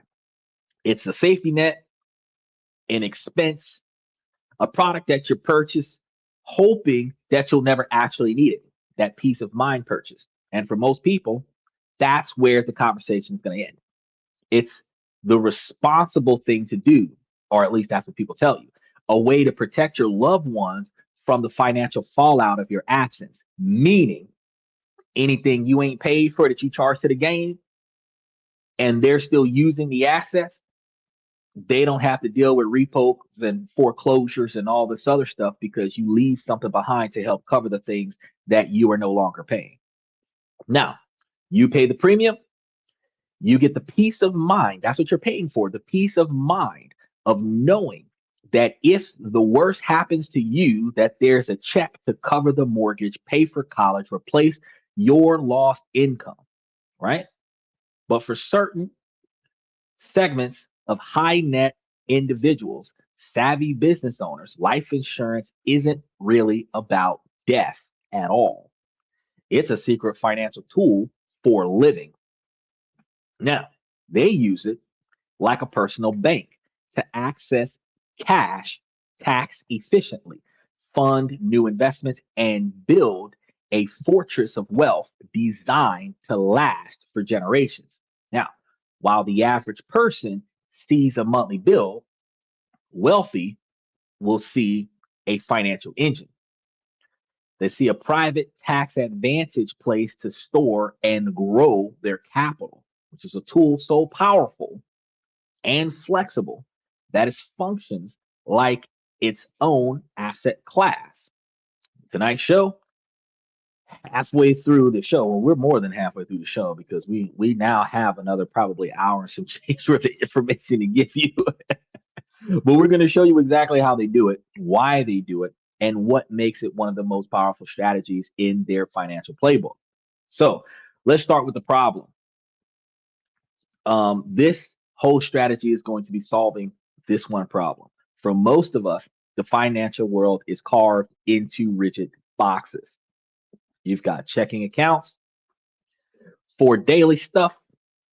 You've got savings accounts where your money sits, earnings next to nothing while it's sitting there, and likely losing buying power to inflation every single day. Some planners for high earners are even using overfunded policies as high end emergency funds to replace whatever they got going on, instead of parking a large cash cushion at net zero yields or close to zero yields. They store it in a cash value policy for modest but tax favored growth. Then they borrow if needed. The trade off is less immediate liquidity, but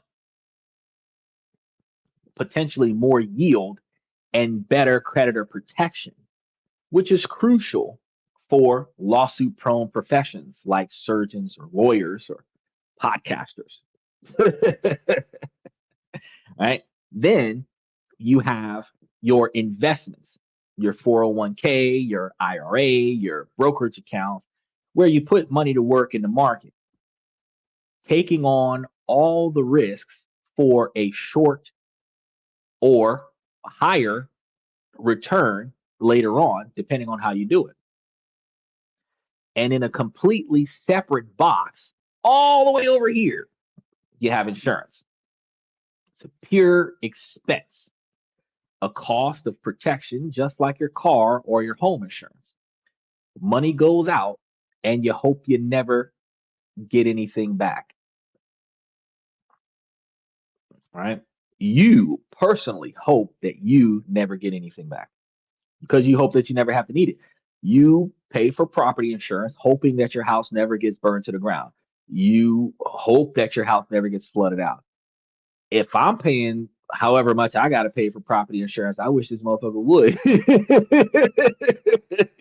build me a brand new house, motherfucker. Kind of hold me down, you know what I mean? But other people feel differently. I get a car insurance. I'm like, buy me a new car. If I was paying all the money that Liberty Mutual will be asking people to pay so that you can get a car 1 year newer and 15,000 miles less, I'd be sitting over here like, look, let me go ahead and run this motherfucker into a tree so you can give me a brand new Bentley. I don't. But if you were to look at Liberty Mutual prices and then get the cheapest policy on the market and take the difference and invest it in a high interest brokerage account within 5 years of paying for car insurance, you wouldn't need to get into a crash and use Liberty Mutual coverage to get you another car. You would be able to take all of that money from that high interest account and go and buy you a new car. So you might have bought you a $10,000 car and you're paying $100 a month on that car insurance, where with Liberty Mutual, you probably would have been paying $700 a month on that car. You could take the $600 a month difference and put it into a brokerage account, and that's giving you what, 7,200 a year. So inside of 5 years, you'd have $35,000. You bought a car for $10,000. Within 5 years, if you crash that car or somebody else crashed that car, you collect a check from your insurance company, probably giving you $8,000 to replace the car. Maybe 11 if they can't find any cars like that because of inflation, and they have to give you at least the buying power to go and replace that car. Not the So there's two different kinds of values for the car. You have the blue book value and the market value. So if the blue book value for the $10,000 car you bought is like $6,000, but the only cars like your car that is being sold in the area of your car is currently 12 or $13,000, they'll give you the $12,000 check to go and buy your car, because they have to replace your car at least with your car, even if it's an older model of the same car.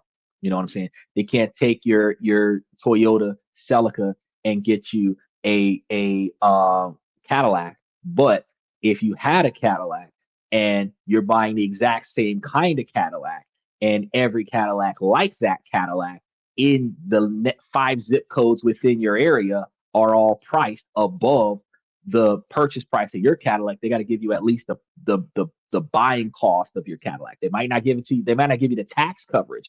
But if your car, you bought it at 10,000, and now that you got into a crash, the cheapest one is being sold right now at 12,000. They'll give you the 12,000, but it'll give you round about the same year or older, same quantity of mileage or more, and they'll cut you a check for it. So it's not necessarily better than the car that you have.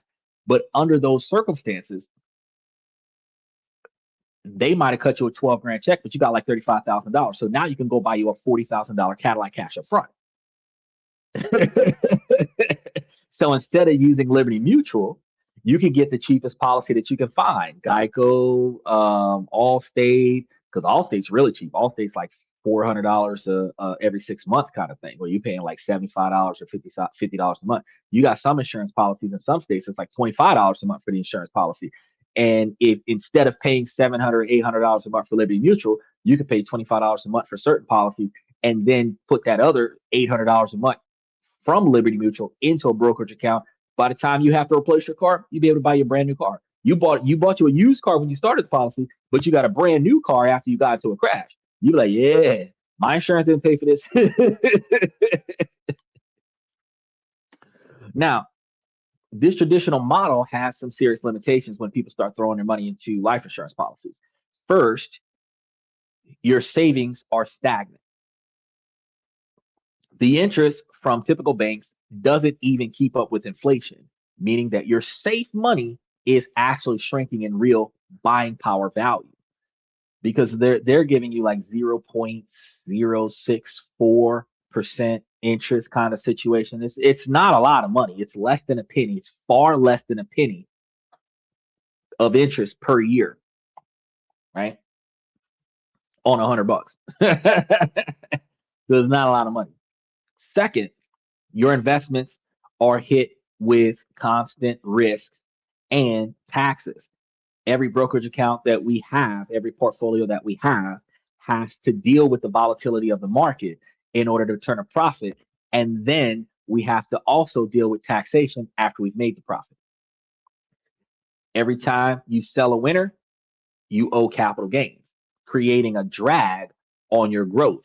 And you're always exposed to market crashes that can wipe out years of hard work, where you might have been dealing with a lot of growth and then something Trump happens and your market tanks and you lost all of it, especially in a growth stock, right?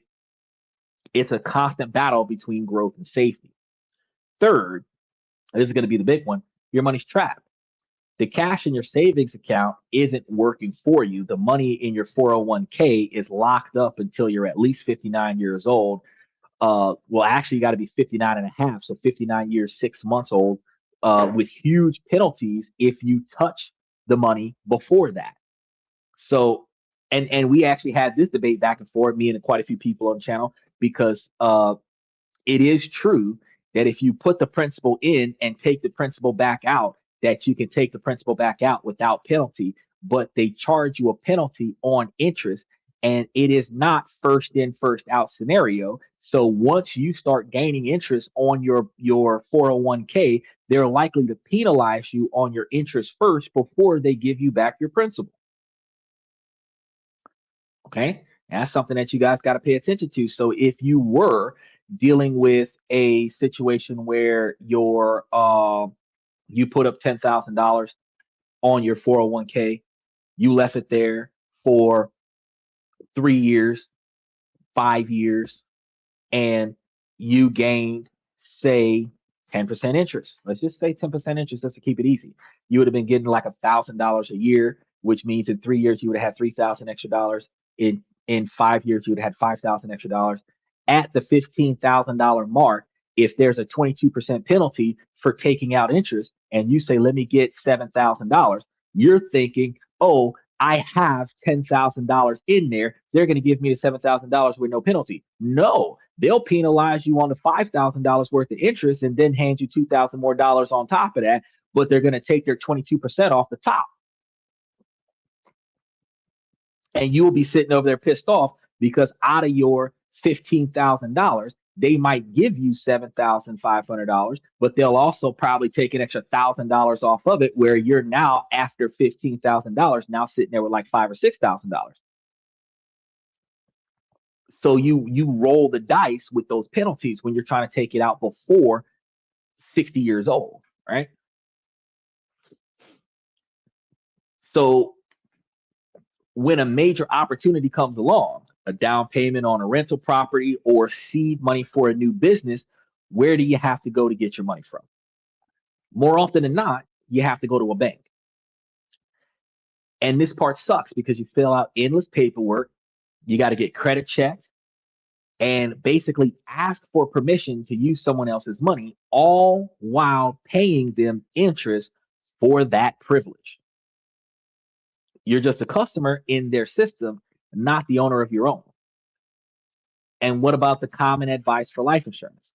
Most gurus will tell you buy term and invest the difference. Sounds logical on the surface. Get a cheap protection, put the rest into the market. But this completely misses the point of what the wealthy are trying to do. They aren't just looking for a death benefit. They want control, liquidity, and tax advantages while they are alive. They don't want a strategy that forces them to choose between saving or investing. They want a tool that lets them do both with the same dollar. This is the flaw in the old way of thinking. So, in a world of either or, the wealthy operate in a world of and. This brings us to that aha moment, the mindset shift that separates the financial strategies of the affluent from everyone else.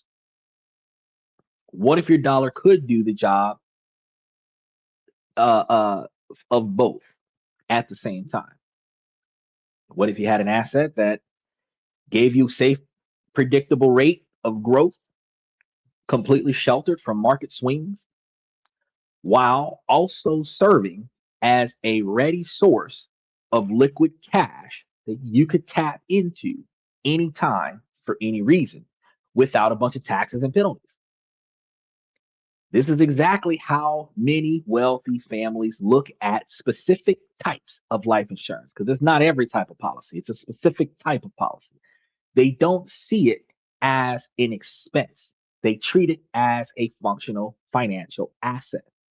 The products that they use isn't the cheap term insurance that expires, because term life insurance policy is like a 10-year policy or a 15-year policy, 20 or 30-year policy. And if you outlive that policy, you got to pay extra money to renew the policy because it'll expire. And if it expires, so does your benefits.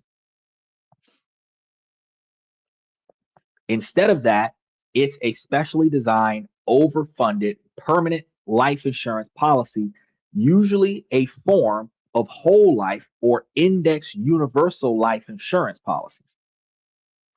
They treat it as a permanent off Wall Street liquidity reserve, a private war chest. The core idea is that these policies have a component called cash value, which grows over time. And this is where the game changes. The wealthy deliberately overfund these policies to build cash value, then use policy loans to cover tax bills, bridge cash flow gaps, or fund new ventures without going to the bank, because these loans generally have no credit check for them because they're borrowing against your capital. Flexible repayment options because this is your policy and can be cheaper than market credit. This effectively becomes a family credit facility secured by your policy. In periods of market stress or rising interest rates, having this internal line of credit lets them avoid margin calls, panic sells, or expensive hard money loans. Changes the entire risk calculation in a crisis.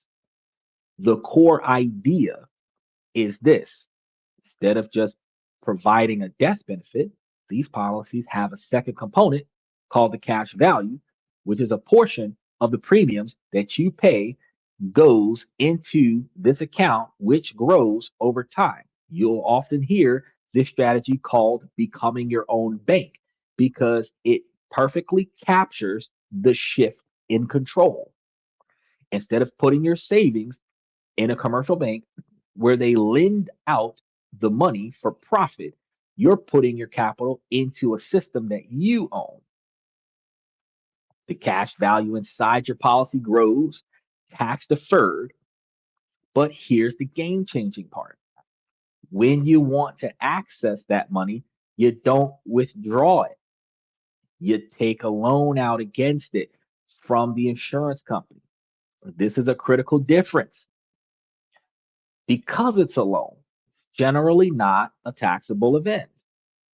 While you have that loan out, the full cash value of your policy can continue to grow and earn interest or dividends as if you never touched the principal because you borrowed against it. This is the and asset. Your money is still compounding inside the policy, and you're using a portion of it to invest in real estate or start a business. Your dollar is doing two jobs at the same time. And this isn't some new, untested idea. It's a strategy that has been used by affluent families and major corporations for over a century to protect and transfer wealth.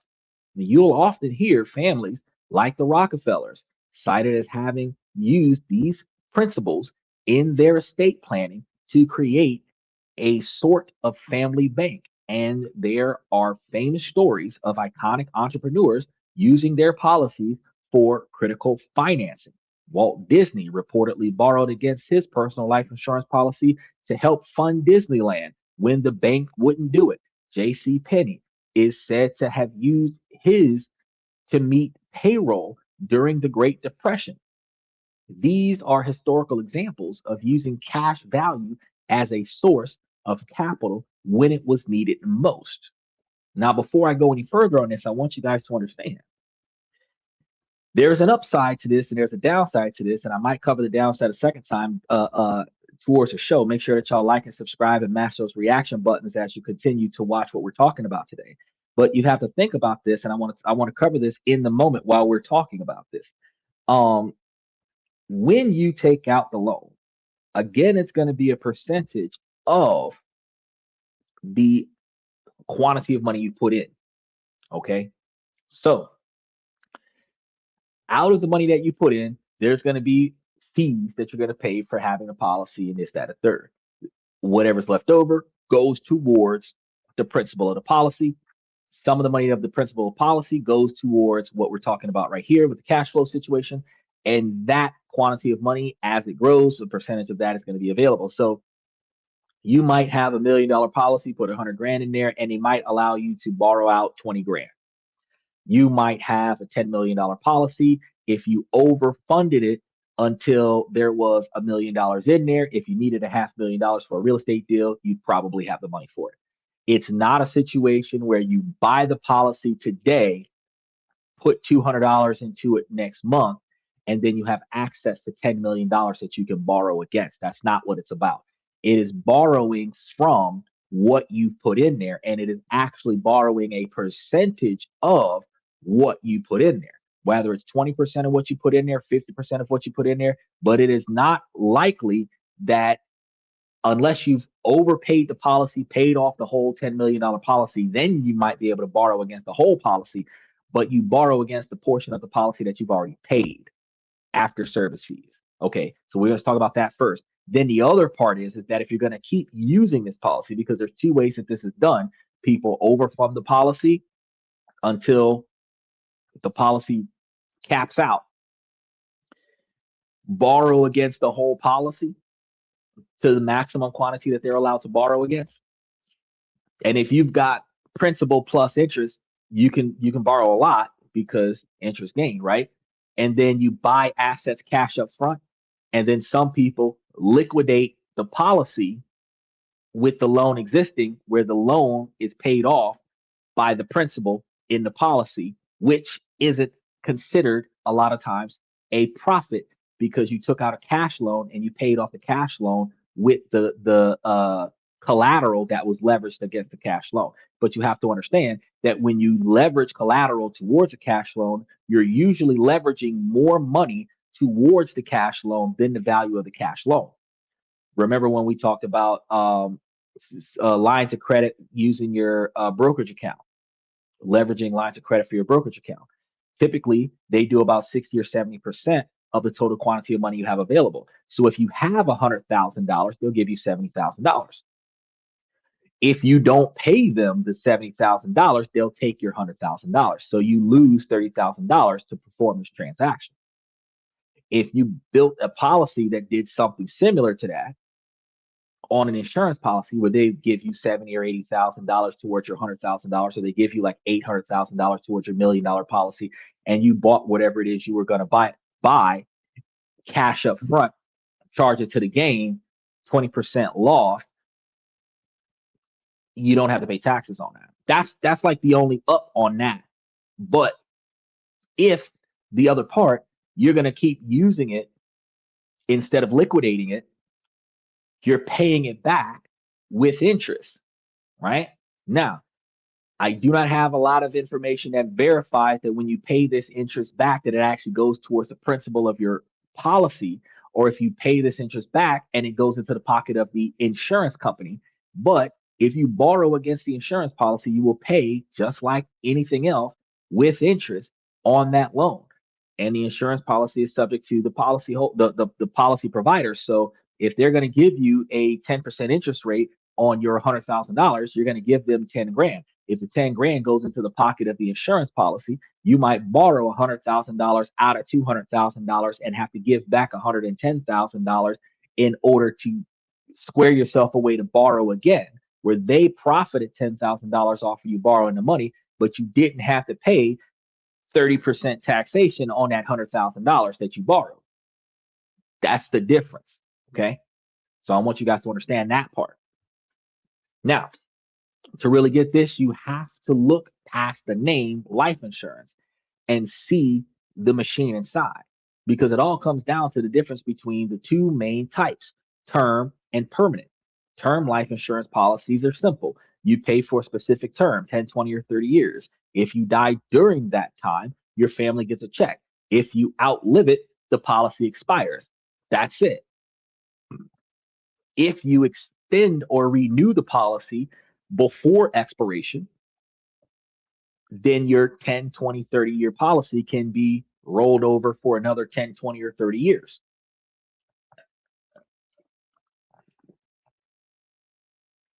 But it's not free. And it's the same policy. So let's say you got a $250,000 policy for 10 years. They give you premiums. You pay the premiums for 10 years. You might reach, over the course of 10 years, that $250,000. You outlive that. You want to renew it. You got another 10 years on that same $250,000 policy. You're basically putting more money down on a $250,000 policy to run for 20 years than what you would have done putting it into a brokerage account and riding a wave for 20 years. Opportunity cost. It's just pure protection with no cash value or any living benefits. Now, permanent life insurance, on the other hand, is built to last your entire life. Also, whole life insurance policies, because that's another way to think about it. It combines the death benefit with a savings component known as cash value. And this is going to be the engine. As you pay premiums, part covers the insurance cost and the rest builds your cash value, growing on a tax deferred basis. Now, there are going to be a few key types, and the choice depends on your goals for risk as well as growth. With whole life, this is the classic conservative option. It has guaranteed premiums that never change, the guaranteed death benefit, and a guaranteed rate of cash value growth. Policies from mutual insurance companies may also pay non-guaranteed dividends, which can boost your cash value even faster. Now, this is the bedrock for those who want stability above all else. Universal life insurance policies. This offers more flexibility. You can often adjust your premium payments and the death benefits over time. The cash value grows based on current interest rates set by the insurance company, and it has a bit more of an upside if rates raise. But it also less certainty than whole life. Now, indexed universal life. This has become very popular recently because an IUL links your cash value growth to a stock market index similar to the S&P 500. I can't verify if you select what it attaches to, but it does attach to a market index. But with two powerful features. You have a floor and a cap. The floor is often 0%, meaning if the market tanks, you don't lose any money from market performance that year. The cap limits your upside. So if the market gains 20% and your cap is 10%, I mean, you get 10%. You trade some of the home run potential for the complete downside protection from market losses.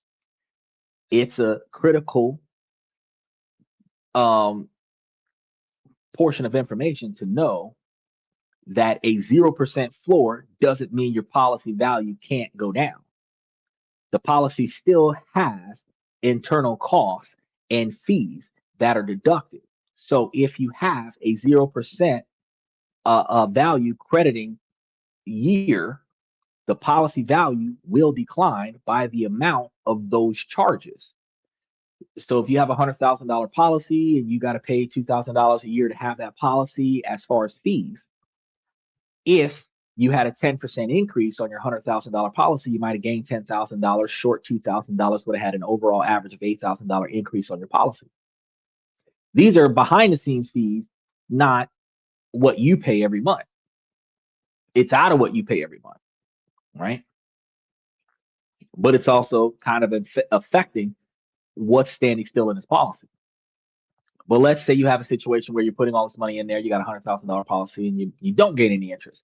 Still got to pay that $2,000. So even though you didn't lose money in the market because you have a 0% floor, it's not going to go negative. You didn't turn a profit that year, so the $2,000 worth of fees comes out of your $100,000, and now you got $98,000. Yeah. Now, variable life insurance policies, this is the most aggressive option because a VUL lets you invest your cash value directly into sub accounts that act like mutual funds. And this gives you the highest potential return, but it also means you take on the full investment risk. If your investments go down, your cash value goes down with it. For the private bank strategy, the goal is often maximum cash value accumulation. Now, this means intentionally overfunding the policy by paying the highest premiums that the IRS will allow without breaking the key rule. This maximizes the capital working for you inside this tax advantage structure. The appeal of this whole thing really hinges on the unique trifecta of tax benefits that you just can't find in any other single product. And before we break down the three pillars, I want you guys to understand that there's a specific quantity of money. I have not gotten the tax information to exactly identify how much the dollar amount is. But just like when you have a Roth IRA or 401k and they say that you can only invest like 7,000 or 10,000 or whatever the case may be into your policy, life insurance policies have a cap of how much money you can funnel into this account before it gets turned into, I do believe it's called an MRA or an MRC or something like that. Type of account. The issue is no matter when you started your policy, if you exceed the threshold of overfunding that the IRS allows, your account transfers over to I do believe it's a MRC, if I remember the acronym correctly. And what happens is once it transfers into that, it stays that way permanently. So even if you don't overfund it again after that, it's already too late. It's already been overfunded, and it's overfunded beyond the authorized limitations of the IRS.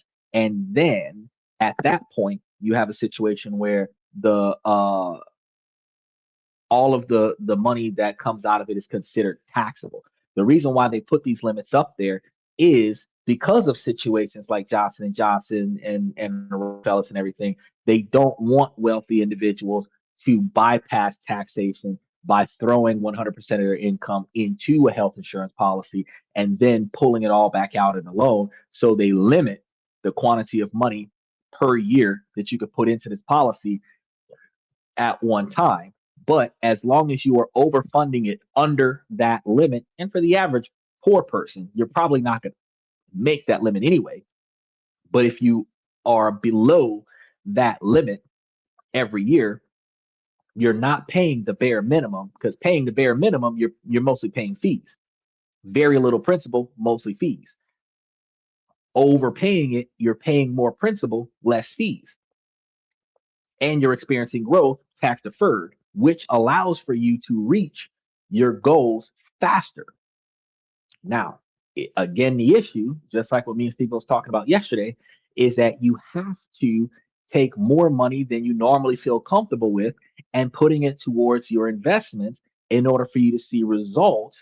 Because if you're taking, because We grew up in a society where we live off of 90 to 99% of our income. If we have a little bit of spending money left over, gas to put in our tank, money, a little bit of spending money to buy food between now and the next time where we get a paycheck, that's how we live. So we're not used to taking half of our monthly income and putting it into investments.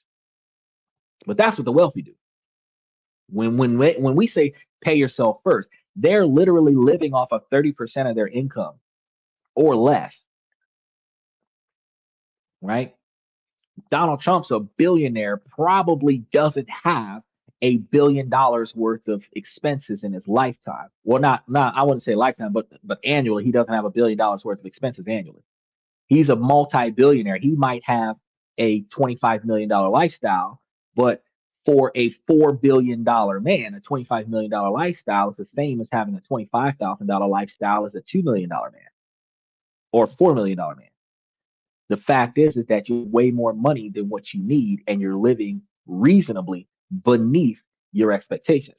The average American, 70% or more of Americans that are living paycheck to paycheck have a $75,000 or less income, and they're living at $74,000 or less of the money, which means that you barely got $1,000 to float you for the year, which is why you got to borrow against a stone, borrow from a friend, this, that, and the third, because you're spending more money than you're making. Not because you need to, because you choose to. You treat it as a need because you feel like you have to perform certain tasks that cost you a certain quantity of money, but you could have delayed that task until you had enough money to cover that task. But in order to do it now, in order to be seen doing it now, in order to get the accolades of doing it now, you have to spend the money now, of which you end up overspending. And you got to catch yourself. But if you find yourself with more money coming in and less money going out, and you find yourself, shit, half of my paycheck, I didn't need it. I put it into a brokerage account. Now I'm not hurting. Keep doing that. Because if you were doing a term life, a whole life, not term life, but like a whole life or universal life situation and doing the exact same thing with tax deferred, overpaying on the policy gives you the capabilities when you do need money to buy a car and you didn't put up $75,000 and you want to buy you a 15 or $20,000 2016 Toyota Camry, you can do that because you got the money. And since you're borrowing against your policy, you don't have to finance the car from the dealership. You get the car cash up front. Since you're borrowing from the policy's not going to put a lien on your title. So you don't have to worry about if you don't pay back the policy, they're not going to repo your car. So that's the kind of peace of mind that you get from that particular type of setup. But you must overpay it without exceeding the IRS limits, right? Now, advantage number one is going to be the tax deferred growth, because first and foremost, as your cash value grows inside the policies, you don't pay taxes on it year over year. So think about your normal brokerage account. If your stocks go up and you sell them, you trigger capital gains tax. That tax bill slows down the power of your compounding interest. With a life insurance policy, your cash value compounds year after year without that annual tax drag. So if you're being taxed normally, say you've got a $10,000 brokerage account, you're getting, following my methods, like say 17% interest, right? A lot of it is from BDCs and REITs. That portion of BDCs and REITs might be 10% of the 17%. So the 7% might be deferred taxation on it because of the new tax law. The other 10% might be taxed. They might take 3% off the 10%, where you actually still have 7%. So out of the 17%, you probably walked away with 14%. You're looking at the drag. That's the drag right there, right?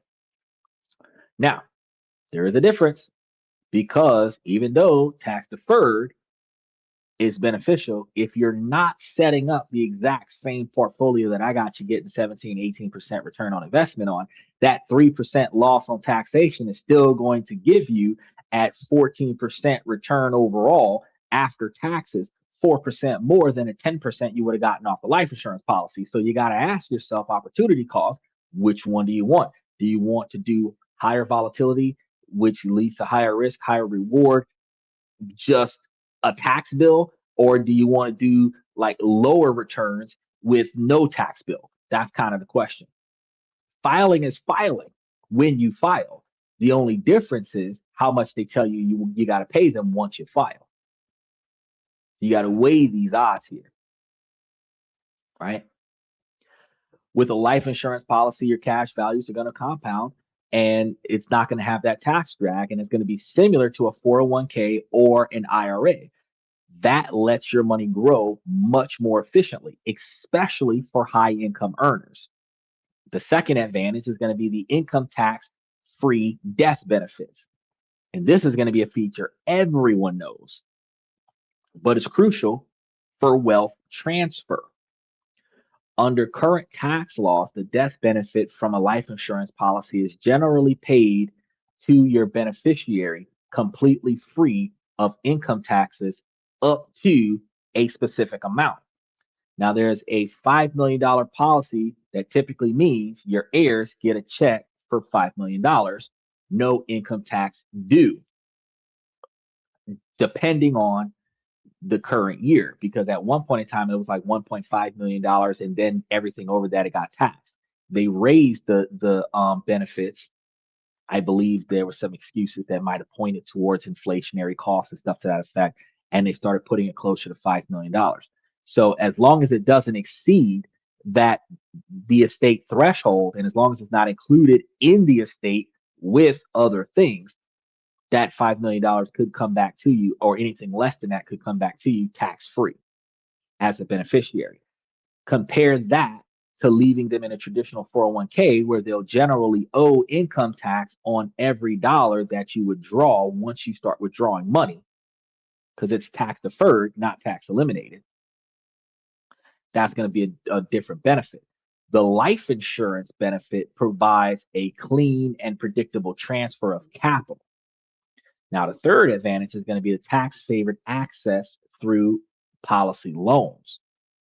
And this is going to be the linchpin of the be your own bank idea, and the most misunderstood piece of the puzzle, because you can get the cash value in your policy without creating a taxable event.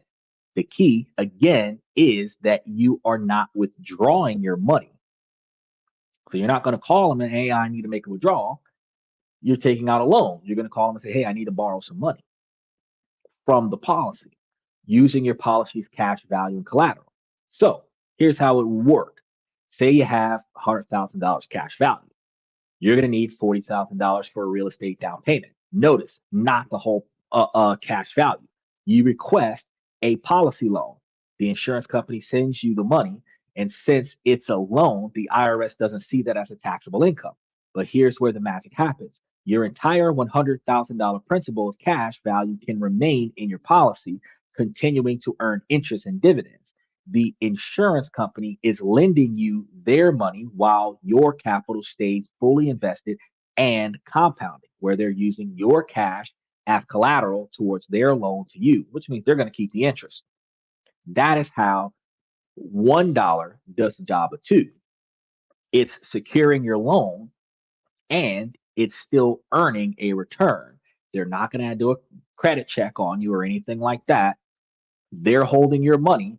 They're lending you money based off of how much they're leveraging against the loan. That's it. If you don't pay them, they keep your policy and liquidate your policy. That's it.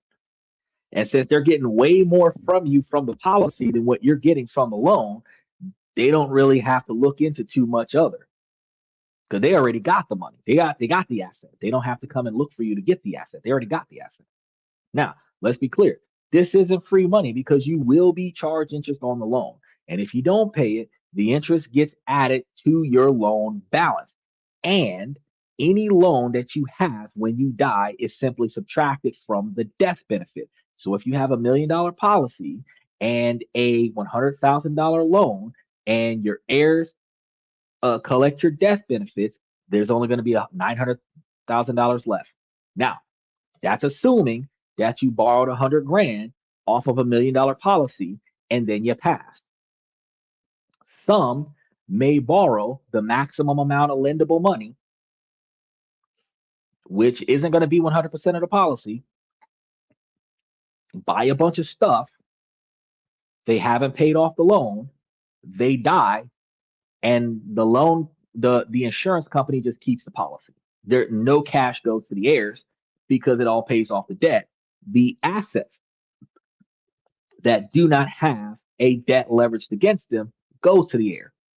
Bentley paid in full, Lambo paid in full, mansion paid in full, no cash from this policy, but assets paid in full goes to the heirs in probate, unless you put it in trust and transfer it that way. Okay.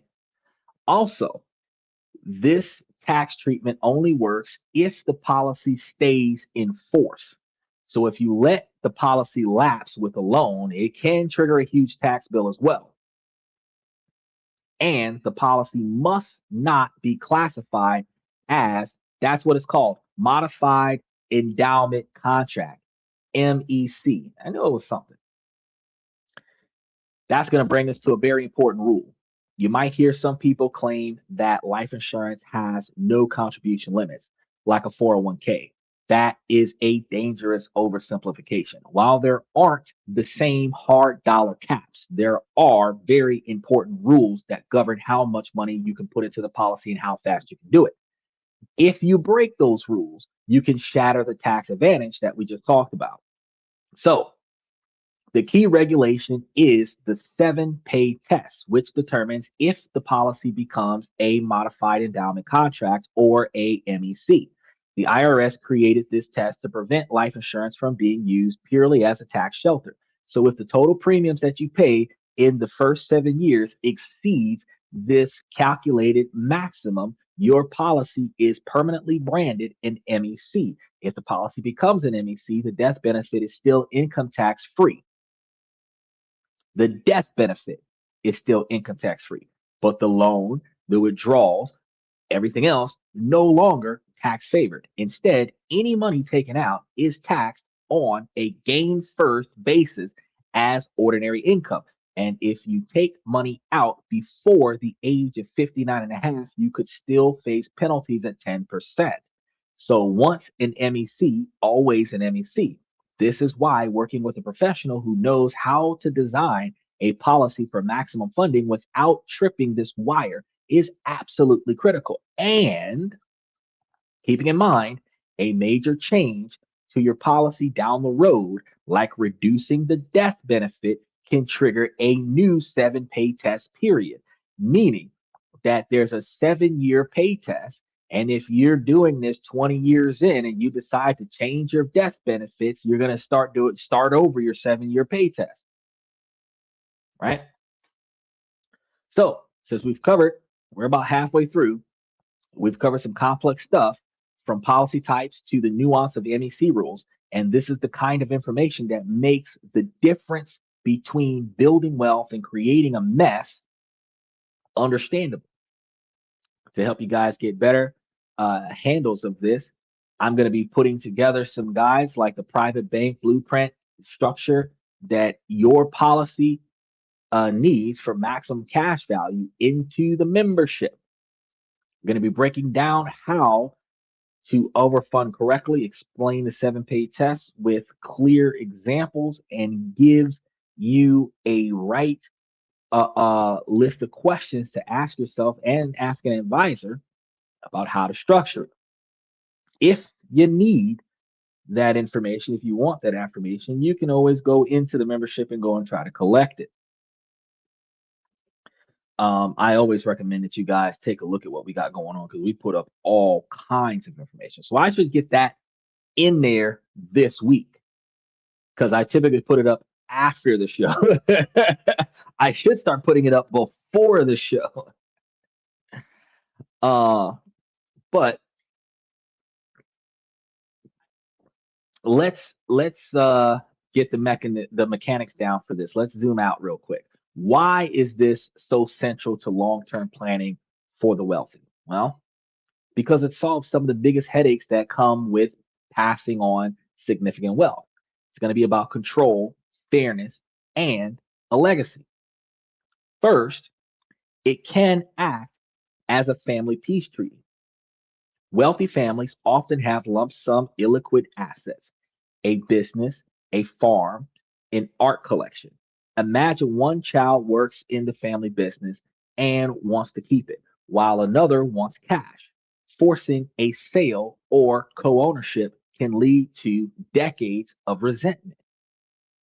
Life insurance policies solve this. The assets goes entirely to one heir, and a life insurance policy payout of similar value goes to the others, equalizing the inheritance without slicing up the core assets. So you got three, four kids, you have three different areas of wealth. You might give one kid the cars that they always wanted. You might give one kid the houses that they always wanted. You might give one kid the business that they are able to manage. And each one would be reasonably satisfied with what they got, assuming you had all that, which is one of the reasons why I was telling you guys before about building those trusts, buying houses and putting them into the trust. And then if you, for each kid that you have, you've got a house for each kid. You might have a house in different states, but if you have 50 states, 50 houses, all of them in a trust, you can have 50 kids. Not necessarily going to happen in modern times unless you're Nick Cannon, but the objective is that everybody's got something, so nobody's mad about what they didn't get, or they shouldn't be at least, right?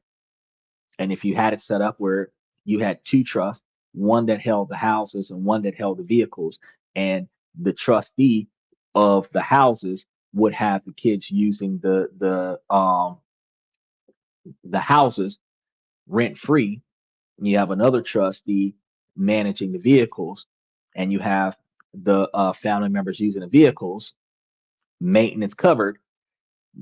The basic standard of living for the kids is already covered. If the trust is paying for the operation cost of life outside of a few $100s here and there for spending money, the kids don't really need anything, which is one of the reasons why, like when we were talking about, oh, just give them a check, give them a check. And I was like, nah, Michael, instead of giving them a check and allowing them to fuck up the check, you pay for their basic standard of living. They've got free houses, free cars, no utility bills. And the only thing they might have to pay for is the gas that goes in the car, the phone bill, and feeding themselves and buying themselves clothes. So if you handed them a couple $1,000s a month and they have no bills, how far are you going to drive on $2,000 a month buying yourself food and paying for clothes? If you want more than that, get a fucking job, but you don't have to work. You don't have any responsibilities. Everything's covered. Your life insurance is covered. Your health insurance is covered. So all you really have to do is go to the doctor, eat food, and go hang out. And you can do that on a $24,000 a year budget with all expenses paid. Right? That's just the cheapest dynamic. Now, millionaires are going to do it on a way larger scale, but it's the principle of the idea, right? So you're not allowing them to fuck up the generational wealth, but you are preventing them from being homeless because they don't have a job. Uh, being in situations where they can't better themselves because they don't have transportation, they don't have a way. You've created a way where, like Michael talked about the other day, uh, teach them how to fish and feed them for life. And I explained to them, you have to give them the equipment to fish and then teach them how to fish and let them feed themselves for the rest of their lives. And providing them with the basic standards for living gives them the tools to be self sustainable. And then you leave it up to them to be self sustainable. If they want more than what you gave them, they got to earn it.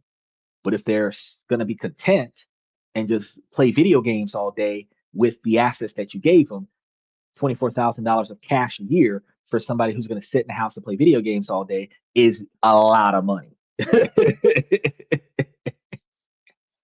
you know, because you ain't going nowhere, right? Now, the second thing we need to pay attention to is the functions, because it's going to function as a stealth family bank. Some families literally design their policy ecosystem to replace traditional banking for internal deals. Parents set up a large permanent policy and then lend to their children for a business or a down payment via a policy loan. So you want something, you come to me and say, Dad, I need X, Y, and Z. All right, I'll loan you the money. Contract signed, you're going to pay me, I'm going to pay them. You're not going to get any more money from me until you pay me back. I'm going to pay them back. If the money is still good, this is how you're able to revolve the situation, right? So instead of having a credit check with a bank or a private lender, you just have to have a conversation with your ancestors to get permission to get the money. But your credit is untouched and there's no debt tied to the asset. It's between you and family, internal deals. So instead of children borrowing from those commercial banks, the capital comes from the family's policy, keeping interest and control inside the family. The policy's death benefits later wipes out the loan balance and restores the capital pool, making it a recycling mechanism for intra-family financing. Because a death benefit, sometimes several $1 million, pays off whatever loans against the policy that existed. So you got 10, 20 kids, 15, 20 parents, all on a umbrella style family policy style situation, right? Remember, I was telling you guys, have the beneficiaries of the assets be the trust, blah, blah, blah, blah, blah. Well, check it. You're borrowing against a stone, doing stuff for X, Y, and Z. Say grandpa dies, money comes down, pays off that loan. Everybody's policies are good to go. So and so wants to come back and borrow some more money for something else. We're good because the policy was paid off. Now, the idea is that I don't always have to say, yes, you didn't pay me back from the last time, but I have paid off the debt on your behalf. You still owe me. So I can prevent you from screwing up your future, and I can prevent you from screwing up your kids' future because I control if you get the money, right? That's how that works.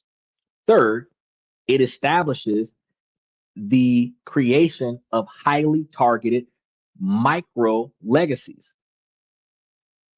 Rather than just my kids get the money, life insurance can fund hyper specific missions. A policy can be the sole funding source of a special needs trust, guaranteeing care for a child for life without exposing other family assets or jeopardizing government benefits. So if you had Social Security coming in, VA benefits coming in, but you have a kid that needs extra medical treatment that costs money, if you've got too much money coming in from a third party source, that money coming in from a third party source might freeze up your Social Security benefits. So having this special needs trust for one of the children, not the parent, prevents the parent from having their benefits compromised in order to care for the child. So this is a workaround to allow for the family to take care of itself without any government funded benefits being compromised or tampered with, right? Others use it to create a perpetual scholarship fund for all grandchildren or to pre-write their philanthropic uh, obituaries, meaning, upon my death, I'm going to send certain quantities of money to certain charities, which would likely, or certain schools and entities and stuff to that effect, which likely brings prestige to my family name so that when my legacy goes to these schools and my legacy touches base with these nonprofits or whatever, these charities, then my legacy will be treated with the utmost respect because when I passed, I positively impacted these entities. on behalf of my family. So my family name walks in, and that's where you get that behavior. Oh, do you know who my father is? Do you know who my grandfather is? Do you know who my mom is? Do you know who that I'm valuable by association behavior pattern. Because if I bought the building that you work in, your boss might be my best friend or whatever, but my kid walks in there with the same level of entitlement as your boss. Because if you piss off my kid, you're going to call me, I'm going to call your boss. Your boss is going to fire you out of loyalty to me. That's where the self entitlement is. You know who my dad is? My dad knows the mayor, right? So I can make a phone call and the mayor will call you and you will be pissed off you will piss off the mayor, and then you're going to be mad because I've got pulled because I'm affiliated with somebody that's affiliated with somebody that controls your future. That's how that works, right? So a donor can name a charity as a beneficiary using manageable premiums to create an outsized headline worthy bequest. On the far edge, some even fund pet trusts, using a policy to create an irrevocable trust that pays for the lifelong care of a beloved animal according to strict instructions. So some people have a lot of assets. Like, I don't know if y'all seen it. They had some politicians that were in penthouse suites in New York where there were a cat had a whole floor to itself. I'm serious. There were condos that were rented out by a cat because that's how these people design their finances. And I'm like, she,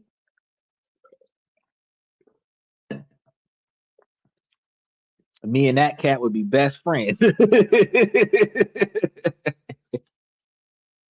Finally, it's going to be about everything out of the estate, keeping everything out of the estate because we don't want probate. We don't want the tax man sticking his nose into who got new assets. We do not want government involvement in our personal lives, right?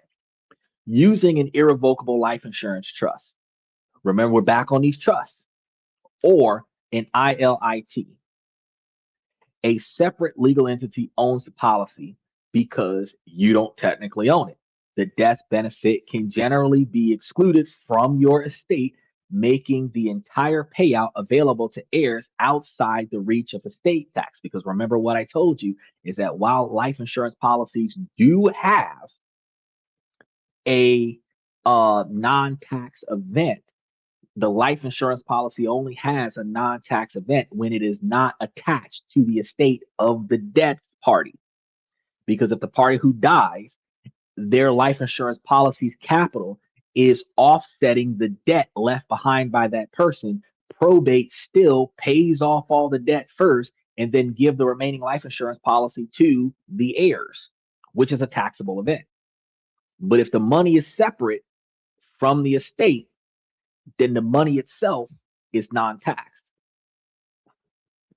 And I had this debate with the life insurance agent. He lost me as a customer because he didn't know this information. And he's like, man, I've been doing this for 15 years. Yeah, I've been researching it for 15 years. You know, just because you've been selling it for 15 years don't mean you know what the fuck you're doing. And he didn't even cross check his references. And then when I do the research and then I call my homeboy and I'm like, hey, your buddy doesn't know what he's talking about. Look at this tax law. Look at this tax law. Look at this right here. He's like, damn. And then he tells me something. I just wanted to see if he was good enough to outsmart you. Why would you set me up like that? You already know I come back by knowledge, bro. And if I didn't know, I'm going to do the research after the conversation. Let's talk about the liquid problem.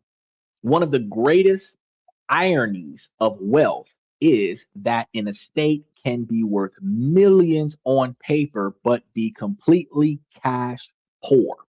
And that's something that people have to understand.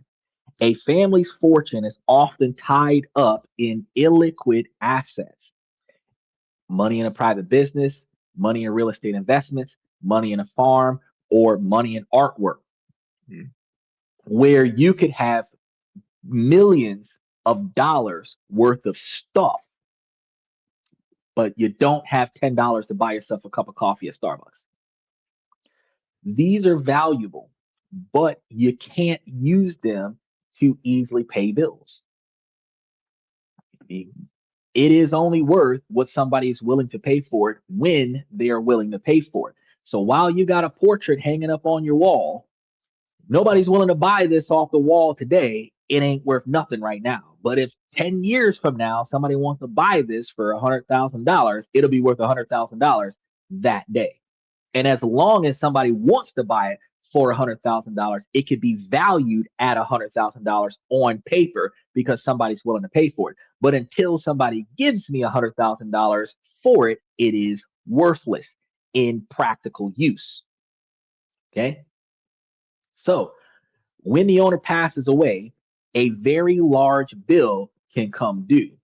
You've got the federal tax estate tax thing that you got to do. Under current laws, the huge high exemption levels of Tax Cuts and Jobs Acts are set to expire. And that's something that people didn't know about. For 2026, the federal estate tax exemption is projected to be cut roughly in half, dropping it to around $7 million per person. So if a taxable estate is worth more than that, the access can be taxed at a rate as high as 40%. So an estate worth $17 million could suddenly face a federal tax bill of millions. Many states have their own estate taxes with even lower exemptions, making the problem worse because that is a federal tax bill separate from the state tax bill, which is the argument that I had with the insurance agent. The total estate, sometimes including the life insurance benefits, can be included together. If you have $10,000 worth of assets and you have a lot of debt that's lingering, mortgages on mansions, mortgages on expensive car loans, yachts, shit like that you finance instead of buying it cash up front. And then you have a $7 million life insurance policy. That is a combination of $17 million. If they have to pay off $5 million worth of stuff, you have $10 million worth of physical assets, $5 million worth of debt, $7 million worth of liquidatable cash, and then it has to be issued to you from somebody else where there's $2 million over the top. That $2 million over the well shit, they said 7, right? You had 10, you're gonna owe 3 plus the 2, that's 5, and they're taking 40% of that, which is like $2.5, $3 million. Nobody's thinking about that. That they're taking out of the remaining $5 million in cash in order for you to keep the $10 million of stuff. The cash, they're cutting that, right? Now, for broke folks, we don't have a pot, neither a window. The majority of our assets might be valued at $25,000 combined. If it passes on to somebody else, likely not going to see that much of a tax bill, right? Long as all the debt is paid off, not likely to see that much of a tax. Most of the stuff is going to be exempt. So if you had a $2 million life insurance policy, you only have like $25 worth of shit. You're 2,000 or $2,025,000. It's under the $7 million cap. You're not likely to see taxation. That's what the insurance guy was trying to tell me before. And I'm looking at him like, yeah, but when you argued me that it is 100% tax free, that is not true. It is conditionally tax free as long as the rest of your estate doesn't exceed the taxable limits, right? So you got to pay attention to that part, because if you don't pay attention to that part, they'll sell you a lie, because it's the agent that's selling you this, their job because a lot of the times they get paid off commission of the sale. They don't even get commission off of you staying on the policy. They get commission for selling you the policy. So after you get on the policy, they no longer check on you to make sure that you're satisfied with the product that you bought. Their goal is to get you to buy the product initially. Whether or not you stay on it is up to you. But if they get you to buy the product initially and potentially stay on the policy for 1 to 2 months after you've bought the policy, they get their cut and they walk away and they're done. So they'll tell you what you want to hear so that you can buy onto the policy. And then after you buy onto the policy and they got their commission, you'll find out that this isn't what you thought you were paying for, and you will have to make adjustments or accept the fact that you got fucked. So you got to pay attention. There is taxation available if you have a certain quantity of capital. But if you don't meet that threshold, it's likely that the majority of your stuff will be tax exempt. But you want to prepare for if it's not. So when there is a tax event upon death, where does the cash come from? If the estate is illiquid, meaning all physical assets, no money, the heirs might be forced to sell some of the physical assets, maybe the family business, a lot of the real estate, at fire sale prices just to pay the tax bill. And this is how generational wealth gets destroyed. A life insurance policy solves this problem perfectly by providing a large, immediate, income tax-free sum of cash at the exact moment it's needed to pay those taxes. Meaning, the life insurance policy itself is not always going to be taxed, but it can be when your total estate exceeds a certain quantity of money. However, it can cover the debt owed on the stuff that is left behind so that the stuff doesn't have to be sold to pay Uncle Sam for probate. Right? And this is allowing the family to keep their core assets intact. That's what the insurance agents that try to sell you on the policy don't tell you, right? The ILIT solution, keeping it all out of the estate, where the savviest planners take this a step further.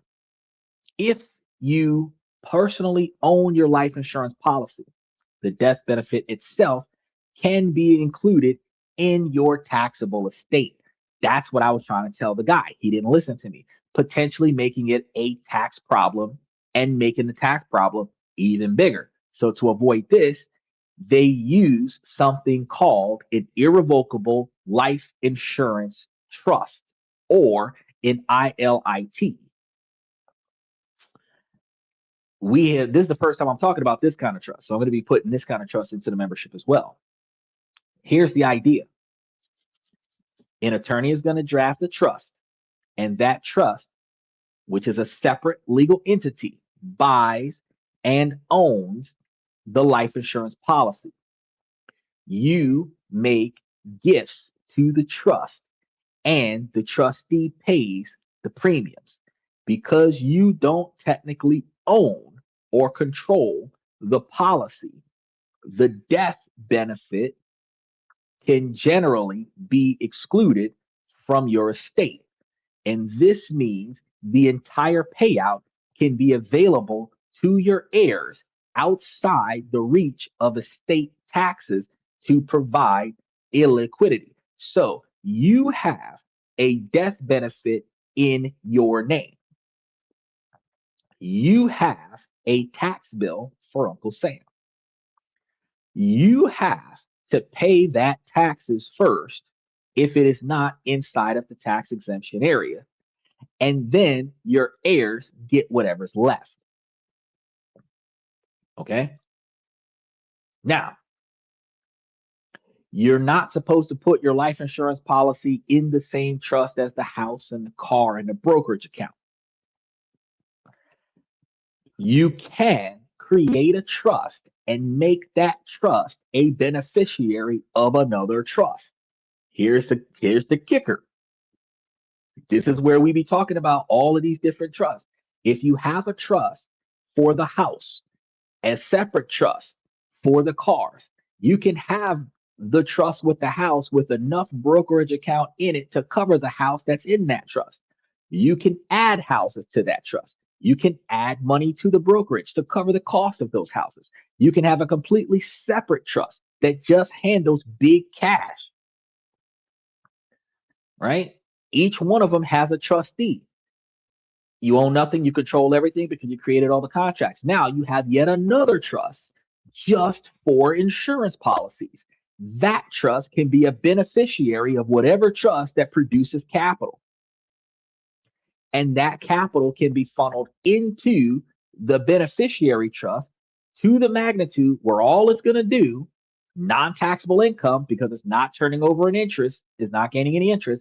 You're going to put money into a trustee account. The trustee is going to get their pay for making sure that this happens. And then they're going to pay monthly or reoccurring payments on whatever life insurance policies exist in this trust. Right? Now, remember I told you guys a few shows ago that if you set up a trust, a revocable trust now, irrevocable once you die, that has every beneficiary must have a life insurance policy. You can have it in there that that life insurance policy must be placed into the life insurance policy trust with the detailed instructions on how to get that done. Have the life insurance policy trust where they can add beneficiaries to the trust under the conditions that they are a beneficiary of the other trust or about to be a beneficiary of the other trust, where these two documents are connected together, where the same person must be listed under both trusts. But the fact is that this trust will be paid for by this trust, and this trust has a beneficiary. So the trustee in this trust has a contract that says that the other trust needs to get paid X, Y, and Z dollars. All policies pending must be paid in full on a monthly basis to keep them current, right? Now, here's the thing. You can have one trustee over multiple trusts, but you have separate trust accounts for separate stuff. So if you have one for the money and the same person handling the life insurance policies and a separate person handling the properties, or the same person handling the properties, that trustee is a third party entity that's not a relative of yours, that is not a benefactor of the trust, where you are not tied to whatever the hell happens. So when allocations happen, somebody passes, you can actually do one or two things. You can have the beneficiaries of the life insurance policy be on that trust for the life insurance policy, or you can have the beneficiary of the life insurance trust be the other trust that has got them listed as a beneficiary, where any extra money comes from this one goes to that one to pay for the estate, to pay for the stuff. But the premiums come from here and go over there to keep the policies alive. If you're pre-planning this stuff, which is why I think FX Trader asked me this question, well, why are people creating the trust before they even need it? Because of this exact same situation.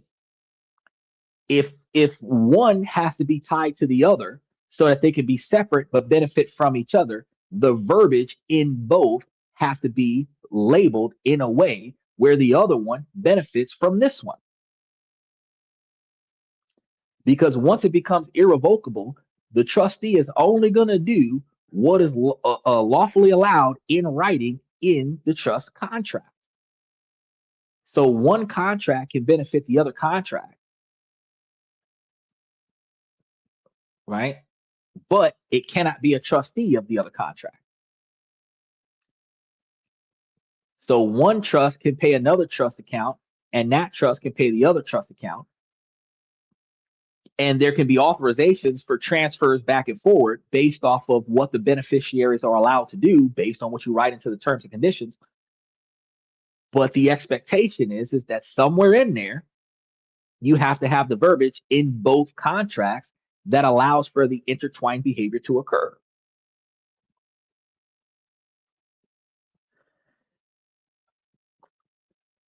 So This means that the entire payout is going to be available to the heirs, and it's going to be outside of the array, the estate tax availability, which provides you liquidity even when you are dealing with probate. And you have less probate to deal with, because if your family member died and everything was already in the trust before they died, there's nothing to deal with. If they have no debt under their name because you only borrowed from the life insurance policies, so you only owe the life insurance policies, and the life insurance policies are going to get paid by the death benefit, then there's nothing to work out in probate, which means now all you have is the beneficiaries getting from the trustee whatever they're entitled to based on what the trust contracts decided. And a lot of times you can identify by name who is allowed to use what, when, where, and why, who's not allowed to use what, when, where, and why. And then, that's what the trustee is going to enforce. You can't have the Rolls Royce. It's in the trust contract, but you can have the Bentley. It is what it is. You can't have the house in the Caymans, but you can go live in the one in California. It's written in the contract. It's a level of control from beyond the grave. But this is going to be an advanced strategy to perform this. The trust is going to be irrevocable once you die. So you cannot change your mind once you put this into effect. Your least favorite child will be your least favorite child after death. If you don't make those changes before you die, once you die, whatever it is, it is. You might regret the fact that on your deathbed that you didn't make any adjustments before you pass away. But if you don't get your lawyers involved to make the appropriate changes before you pass away, or your power of attorney over your estate to make those changes before you pass away, at the end of the day, once you're gone, it is written in stone. And their rules are written in stone, like a 3-year look back that can cause issues if you're not careful. So proper legal and financial advice here is not optional. You can start off with a template of exactly what you think you need to have for your trust, even if you're trying to set up multiple trusts at the same time. But when you are ready to put these trusts into action, you need to go and sit 1 or 2 hours with a estate lawyer and make sure that the fine print is legally binding. And either the estate lawyer can be appointed as a trustee, or if you have another brokerage company or somebody like that that handles certain areas of the estate, you appoint them to it. Typically, an estate lawyer would probably be the best ones to handle things that are not just the money, like properties and stuff like that. You can appoint like Charles Schwab's to handle your brokerage account, but you might want to appoint the lawyers to do everything else, right? Which is why you might have a trust just for the capital, and then another trust for the houses, and then another trust for the cars, and then another trust for the life insurance policies. You might have the cars owned by the business and the business owned by the trust, right? Where a trustee can still manage the cars, but so can the people who operate the business. So you might have to make a call to the trustee so that the trustee calls the business so that the business lets the keys to this car come to you. But the fact is, you can still walk up and get this car because it was left there to be used by the beneficiaries, and you're one of the beneficiaries. Now, control over inheritance. An ILIT also provides another benefit the wealthy love, which is control, because instead of a lump sum check going to a 22-year-old who might not be ready for that type of responsibility, the trust can specifically decide exactly how and when the money is distributed.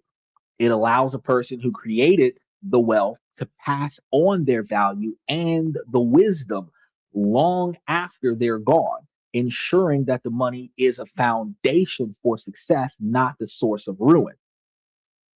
And that's not something that people pay attention to a lot of the times. They believe, oh yeah, you get $2, $5, $7 million. I'm just going to take this, right? And a lot of the times, what poor-minded individuals are going to do is that they're going to take that money and they're going to squander it away. They're going to find themselves qualifying for just like the people who wasted all that money on prom this year. All that money that they wasted showing out for nothing, where had they had financial minds, they would have done something different with it. Bought something cash up front, invested it in a brokerage account, got revolving income from it, set up tuitions for their kids, set up life insurance policies for themselves so that when they pass away, that their kids would get the money. You know, they could have done both of them. They could have set up a life insurance policy and put the difference in a brokerage account where the brokerage account was paying a life insurance policy so that they wouldn't have to pay for the policy, so that when they pass, their kids would get $250,000 10, 20, 30 years from now, get $250,000, $500,000, $1 million per kid kind of situation where they would not have to worry about what their child's future would look like. But instead, they wasted it on showing off for the neighborhood, and now they're broke. One of them got killed and don't even have enough money for the funeral, got to do a GoFundMe because they wasted their money. If you have a trust, if you have detailed trust instructions, if you have detailed knowledge on how the estate is supposed to be used, how certain things are supposed to be functioned, you're looking at details upon details upon details, which categorizes how growth and expansion is going to happen and how the kids will benefit from it. And they will learn how to respect your estate or not benefit from the estate at all, where the estate will be preserved for the generations that are going to use it correctly. So that prevents somebody from getting a large quantity of money and wasting it $100,000 in one night trying to ball out like Rick Ross. Instead, they would be able to use that $100,000 over the course of 10 years and build them the kind of life where they won't need the trust. They'll benefit from it, but they won't need it. Right? So this strategy isn't just for personal wealth. It's a cornerstone of financial planning for many private businesses as well, because you have buy and sell agreements. If you imagine you and your partner own a business valued at about $10 million, 50-50 split. A lot of the times, at least in marriage, they expect it to be 50-50 split, even if only one person put in all the effort and financial investment into it. What happens if your partner dies suddenly? Well, their kids, the heirs of your partner, now own the business. So if you and your wife or you and your husband have a business, y'all split the ownership, and your partner dies, their legacy gets their half of the business. So you can find yourself in business with people who have no interest or ability to run the company. They have no value in what you are building with your partner. Or they might just want to be bought out. Now you have to come up with $5 million in cash so that you don't lose the business. Where are you going to get that from? Well, a life insurance policy is going to fund a buy-sell agreement which solves this particular type of problem. The business or the partner own life insurance policies on each other. When one partner dies, the policy pays out a tax-free death benefit to the other person. That cash is then used to buy the deceased partner's shares of their estate at a pre-agreed upon price. It's a clean, efficient way to ensure a smooth transition and keep the business running. So if you've got a partnership, you and your husband or you and your wife, y'all built this $10 million business together. Each one of y'all have a $10 million life insurance policy on one another. Something happens where your partner dies, you've got $5 million that you could put towards their half of the company. So if their kin folks show up, their sister, their brother, their step kids come up wanting a cut of the business, you can buy them out. Because you got $10 million from when they died, you can buy them out and keep the change. If you had a simple $5 million policy and then you're going to buy them out because it's a pre-agreed upon price. So even though the company could be worth more than that now, you guys signed a contract at some point and said, I'm going to buy you out for $5 million. If the company is $5 million or more, contract is binding. If it's less, we have to renegotiate terms, right? So if it's over $5 million, we agreed to $5 million. It could be a $20 million company, but because we agreed that I'm going to buy your shares for $5 million upon, your termination of the company. Good. So-and-so come up, Uncle Elroy want to cut. Because his sister died? All right, got you. $5 million. That's what the contract says. Doesn't matter how much the company's worth. We agreed that it was $5 million. Get out of my face and keep the change. Right? Now, there's a key person insurance because many businesses have a key person, a brilliant founder, a top salesperson, a technical genius. If that person were to die, the business could suffer a catastrophic blow. A key person insurance is a policy that company buys on that individual's life. The company is the beneficiary. If that key person dies, the company gets a cash infusion to recruit a replacement, pay down debt, or simply cover costs while it gets back on its feet. Like, for example, if Elon Musk were to pass away, massive quantity of money might go to Tesla to restructure the company since Elon's not there anymore. It's a financial stock absorber for the business.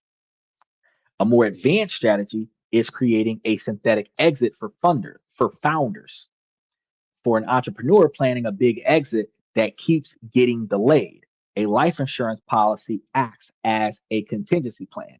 They fund a policy so that if they die before the liquidity event, their heirs still receive a payout that approximates the planned exit, projecting the family or protecting the family from a total loss of future value.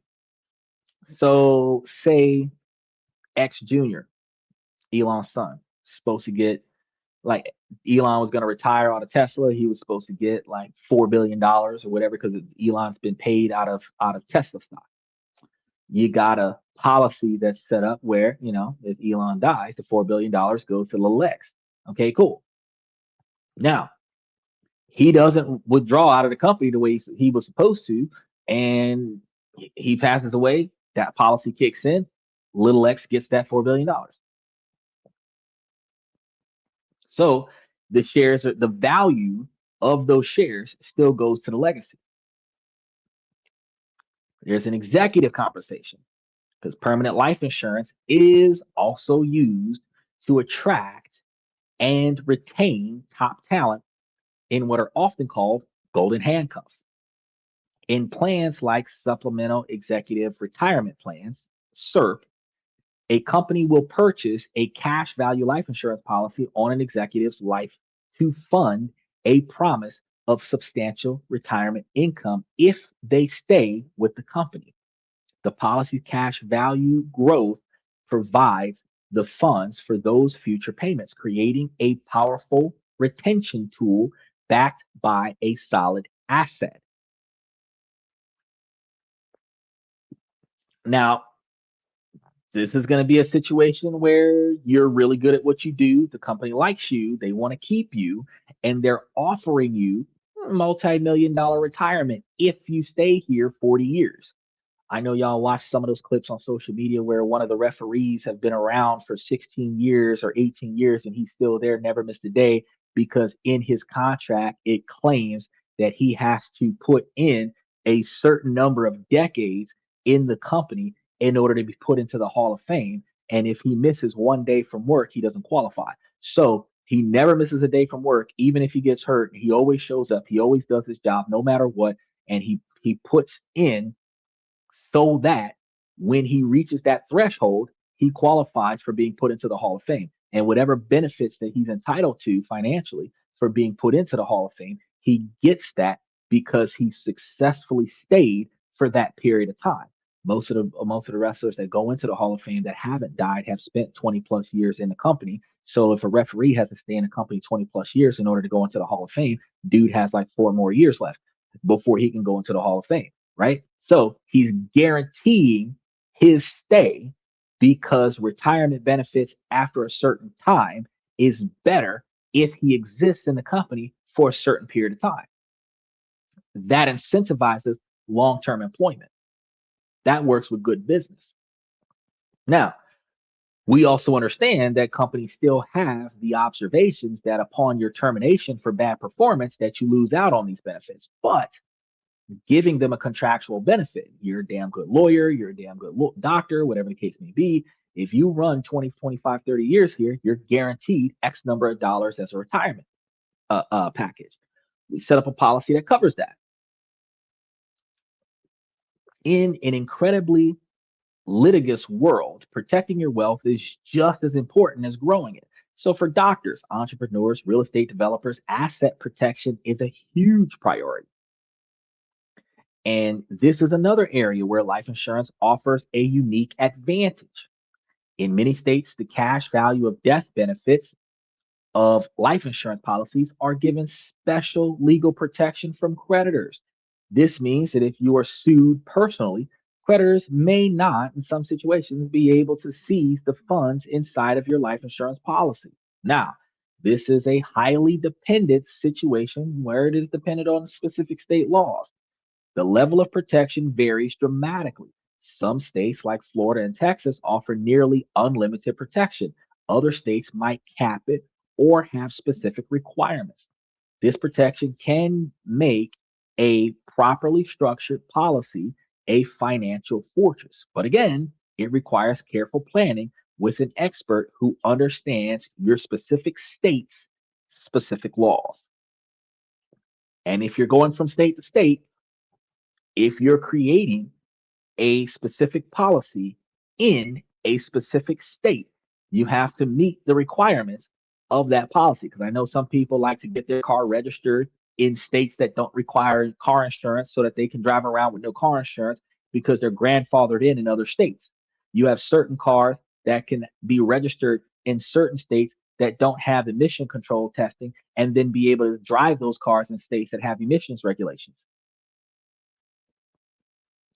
And what you'll do is you'll fly to a state that has favorable laws to the type of vehicle you're trying to register it there, and then drive it back to your home state, and then just pretend like it's an out of state vehicle. People do that. If you're getting an insurance policy under the same principles, you have to make sure that the policy and your declared home state, all requirements legally allowing you to benefit from that state's laws, function even if you're existing in another state. Okay. Now, one key use for insurance policies is as a hedge, because this is going to be long-term care hedging. Because instead of buying standalone long-term care insurance, many use LTCs or chronic illness riders on a permanent life policy. These riders let them accelerate a portion of the death benefit to pay for care costs while they are still alive. This is a hybrid solution. If they never need expenses or any kind of expensive LTCs, the full death benefit goes to the heirs. So if they do need this policy, they're effectively self-insured via their health insurance policy or their life insurance policy, right? It's also used to gain sequence of return risks for early retirement. High earners who want to retire early face huge risks if the market crash in their first few years of retirement, especially if they're selling off their shares instead of getting paid off of dividends. Drawing down on their portfolio can be devastating during those times. To avoid this, they can use policy loans as a bridge asset, pulling their spending from the policy for the first 5 to 10 years and giving their investment portfolio time to grow or recover without being touched. Finally, whew, we're quartered away there, not like 20 pages left. There's the capital gains shock absorber. For founders or real estate investors with huge embedded gains, their heirs may face massive capital gains tax upon liquidation. By deploying trust owned life insurance, they create a tax neutralizing pool of cash to offset that tax impact, allowing heirs to sell the assets when it is strategically smart, not just when the tax bill forces their hand to sell. And at this point, You might be thinking, this all sounds a little too good to be true. And a tax advantage, market insulated asset that you can borrow against while keeping it growing. What's wrong? Why doesn't everybody do it? There has to be a catch. And you're right. This is not a perfect strategy. And it's definitely not for everybody. So let's be real about some of the downsides, the reasons why everybody doesn't do this, why only a select few can even afford to do this. High costs and fees. Permanent life insurance policies are not cheap. They are commissions, administrative charges, and the cost of insurance itself. These costs are front loaded on the policy, which means that the first few years, your cash value growth will be slow. And that's one of the reasons why people overfund the policy in the first 7 years. To offset the high expenses that are being taken out of the policy in the beginning of the policy, you overload the policy in the beginning of the policy, which allows for the back end of the policy to not cost as much.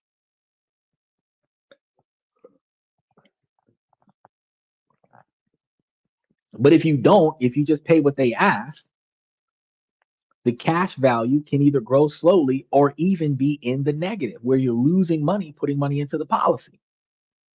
This is not a short term plan. If you think you're going to need to quit it in the first 5 or 10 years, you almost certainly lose your money. It's not worth getting yourself into.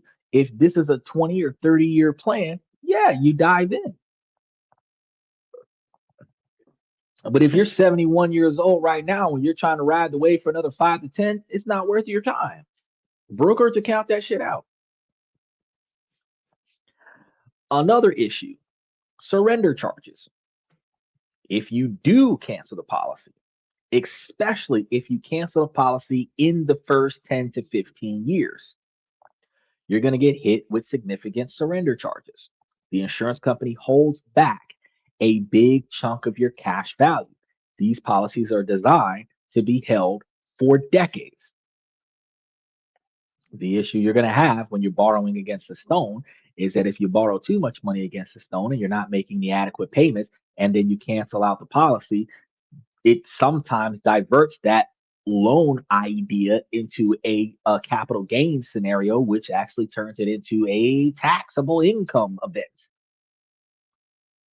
All right. So you got to be careful with these things. The third issue we have is complexity and risk, because as you've seen, this isn't as simple as opening a savings account. Designing the policy correctly, funding it to avoid MEC status while still over exceeding the expectations of policy costs in the first 7 years, and integrating it with an estate plan requires a high level of expertise. This isn't something that you can do on your own. You can start it, you can create a template of it, you can try to get it to a certain level, but then at some point, you got to take this to a professional and say, hey, look this over and tell me how correct it is and fix the fuck ups. A badly designed policy sold by an agent chasing a commission instead of prioritizing your cash value can be a disaster.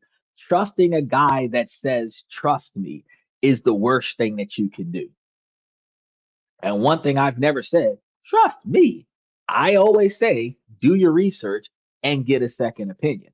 But take what I tell you and do the research on what I told you and then verify it with another qualified source before you take action. Trust the research is what I tell you guys, right? But a sales agent, trust me, I'll take care of you. No, they're going to take care of their commission. You have to make sure that you're asking all the right questions. And that's why the guy lost my business with the life insurance policy, because since he did not tell me what I did research and found, I did not have the confidence that he would sell me the type of policy that I was looking for. And I'm still looking for the policy. I just didn't get it with him. I picked up a policy. I just didn't pick up one with him. The policy I'm looking for, I'm still looking for it. So I have a policy and there's another one that I'm looking for, but neither policy is going through him because he didn't have the knowledge that I needed him to have in order for me to make the sale. It's just like when I go to a dealership, if I was going to buy a new car I already know what I want when I get there. I can literally walk onto the lot and point at the one that I want without having to walk the lot. I came here for that one.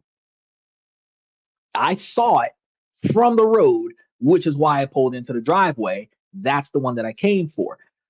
I don't need to be sold on the product. I did my research. The dealer is supposed to show me that they know what they're doing. They know the product that they're selling. So if you don't know the ins and outs of this product, I don't want to buy a car from you because your whole job is to get me to buy the car and I did your job for you. So you're not here to impress me on your politeness. You're here to show me that you're not going to take too much money out of my pocket for the price factor. Because I don't really care if you know the schematics of the car. You could tell me how much horsepower is in it, what kind of engine it's got, two stroke, four stroke, single stroke, backstroke, deep throat. I don't care. What I care about is what's the money look like? What unnecessary cost can you take off the price of this car? What reasonable expectations do you have of getting me a cash up front sale? Where rebates don't happen since I'm not financing this bitch, right? Show me the money. You're not showing me I'm gonna walk away, I'm gonna go somewhere else. Briefcase full of cash and go to the dealership across the street. I actually, honest to God, walked onto a dealership and I believe I got a $10,000 discount on the vehicle simply because I was willing to go across the street and buy a vehicle from the dealership directly across the street. I got up and I was on my way to the dealership across the street. And they're like, no, no, no, no, no, we got you. Because my business is valuable to me. And if you want my money, my business should be valuable to you. So you got to treat these agents like you're testing their knowledge, right? Now, the fourth problem we're going to have is opportunity cost. And you always, always, always have to gauge your opportunity cost. The growth, and make sure that you guys like and subscribe and mash those reaction buttons while you're hanging out here with me tonight. The growth inside a whole life policy is a safe, stable growth for the most part, but it will almost certainly be far lower than the long term returns of the stock market. I'm already putting up portfolios in the membership that are exceeding the S&P 500. S&P 500 is averaging 10%. Treasury bonds averaging 4% or less. High interest savings accounts averaging 3.3%. I've got portfolios that are designed to operate at 15% or more. Shit, if you're riding on just BDCs and real estate investment trusts, I can get you a portfolio that highly volatile, running off of like 20%, 18% return on investment. People like 18%, that's high. Fuck yeah, it is. But if you look at the numbers, you've got one stock that's doing 21%, one stock that's doing 20%, one stock that's doing 18.9%. Those three together averaged out 20% return on investment on those three stocks. Highly volatile position. But if you're doing it for the cash, you can run those three stocks on a highly volatile position. Now, if you're doing it for long term, 20, 30, 40 year stability, you might not want to do just cash. You might want to do some growth. If you want to avoid taxation, you might not want to do all cash because it would be all tax. You'd be getting an average of 20%, but you still have to pay like 3% or 4% on taxation. So out of the 20%, you get 16% pre-tax or 16% post-tax after taxes, right? But if you're getting 16% after taxes, that's way better than 10% before taxes with the S&P 500. That's 6% more, right? And compared to the 4% from Treasury bonds, you know, even if it is tax deferred, it's 4% on Treasury bonds. You're still going to get tax on Treasury bonds. You're still looking at 12% more than a Treasury bond. It's more than the 6 or 7% on a mortgage. It's more than the 4 to 7% on a student loan. It's more than the 8 or 9% on a security investment trust, not a security investment trust, a secure line of credit or a cash loan, right? It's just highly volatile. The opportunity cost, when you think about how much money you could have gotten out of the stock market taking higher risks versus um, the what you're actually getting off of the safety is going to give you less profits. Real quick, Ashanti says that you want to talk to me. Well, if you're talking to me about money, because that's what we're talking about today for the last 4 hours, and we can talk. But if you're not talking to me about money, you're going to have to save that conversation for Sunday night. So,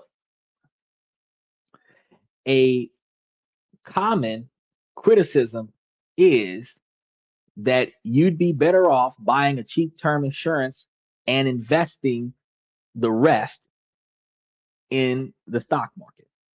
For many people, that's going to be absolutely true. This strategy is not a replacement for traditional investing. It is a complement to traditional investing. The wealthy use this for the safety portion of their portfolio, not for their high growth risk on assets, right? So getting a life insurance policy is not something that you do when you don't have a pot, neither a window. You can get a life insurance policy when you don't have a pot nor a window so that you can shelter your legacy from certain debts that you don't want to pay for. That will help you, right? To some degree. If you financed your house, you financed your car, you want to leave your house and your car to your kids. Your house might be $500,000, your car might be 35 or $40,000. So you've got like $550,000 worth of assets. That is under the $7 million exemption threshold. If you had a life insurance policy, that might be $1 million policy, so that if you die before you pay off your debts, your kids can inherit the house and the car, and then split the money between however many kids are there, and they don't have to wonder where they're going to live or how they're going to get to and from school. That's what a life insurance policy would do for the average person. So even if you're broke as fuck, but you have the ability to spend $200 or $300 a month, $100 or $200 a month, sometimes if you're in good health, because life insurance policies are going to be based on your lifestyle choices and your health. So if you are not a risk, your policy is cheaper. If you have bad health, if you're likely to die, if you have a lot of health issues, your premiums are going to be higher. If you take a lot of chances, like swimming with sharks and tickling stingrays' testicles and wrestling crocodiles and jumping out of airplanes, your life insurance policies might be higher. But if you're a boring person that goes to and from work and you're in good health, you don't smoke, you don't drink, you're not taking something for potential heart attack or anything to that effect, they're going to give you better rates. I can't quote you on exactly how your rates would look, but they would be a lot cheaper than what they would if you were a risk. Either way, you're in a position where you would make a lot of money for your kids if you can afford the premiums. So you're living from paycheck to paycheck, you reduce your income to expenses to a level where you can factor in now a life insurance policy that you can afford. Because everybody thinks about that $1 million policy, but depending on the person, a $1 million policy is not going to be affordable for a lot of people. You might be able to afford a $250,000 life insurance policy for $50 instead of having to pay $200 or $300 for $1 million policy, right? There's levels to this shit. Okay. I can see that English is not your first language. What a life insurance policy? I just explained that.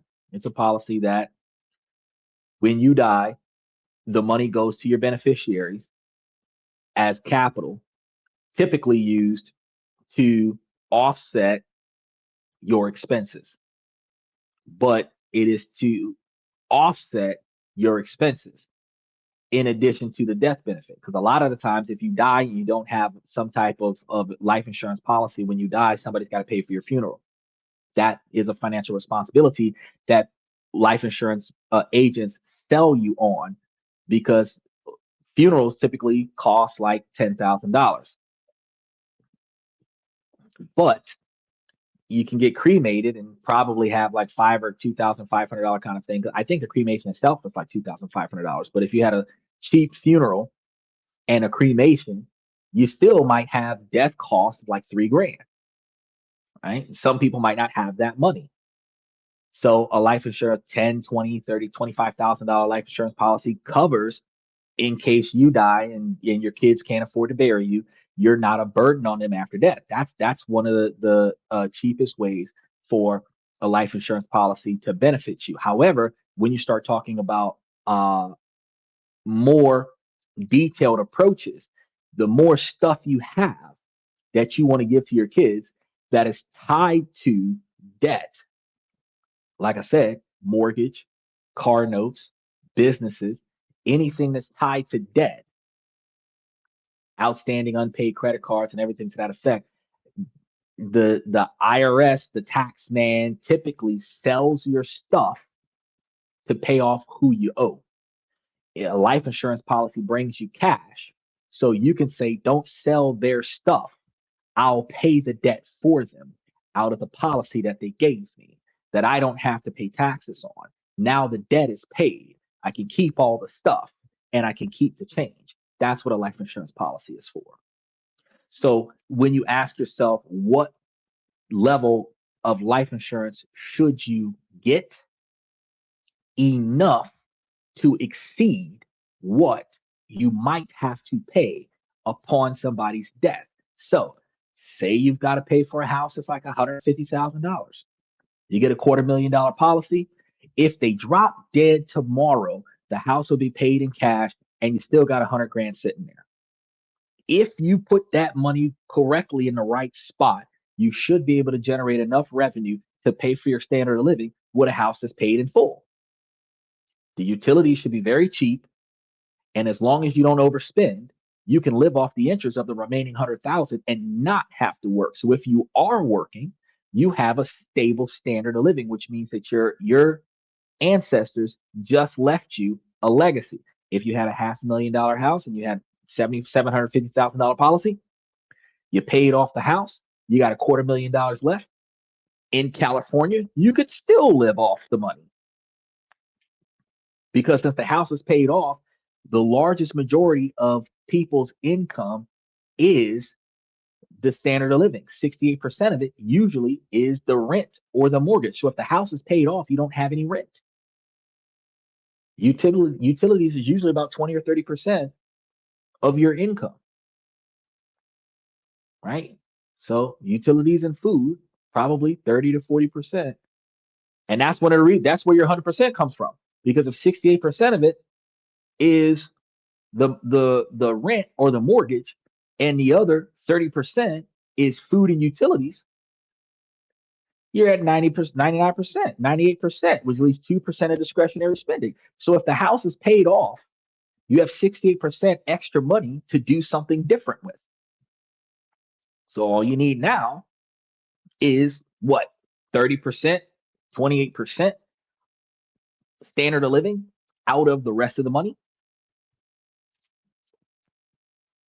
If you're all of your bills are under $600 a month because the house is already paid off, you only need like $4,000 a year. If you have a $250,000 policy paying you 10%, I'm giving you brokerage account ideas as giving you 20%, 15, 20%. But if it was paying you 10%, you'd be getting 25,000 a year, more than what you need. But if you were doing 15 or 20%, and let's say 12% after taxes, you'd be getting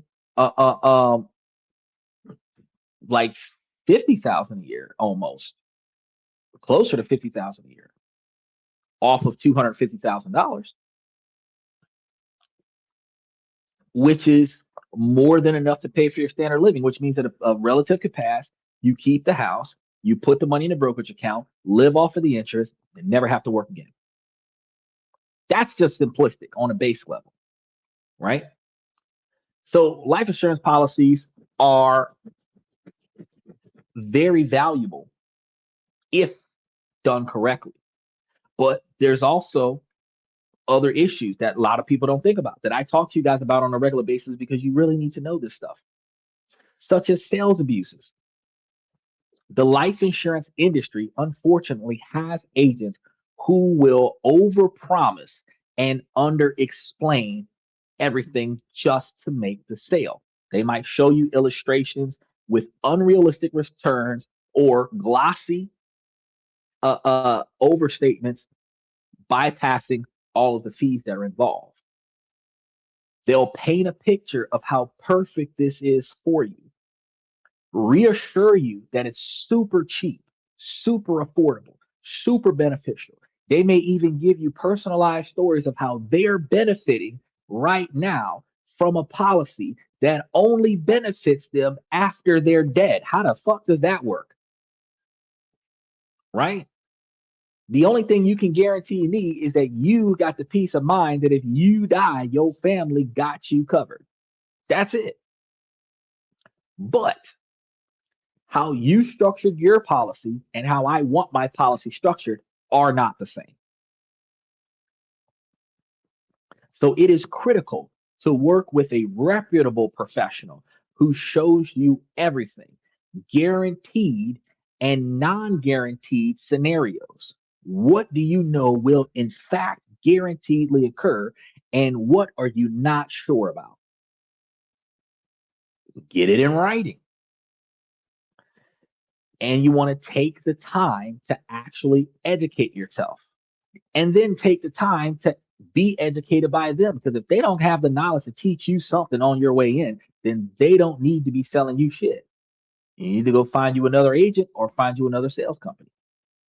Typically, if you did your own research, you're likely going to find yourself starting at the type of company that has the type of policy coverages that you're looking for.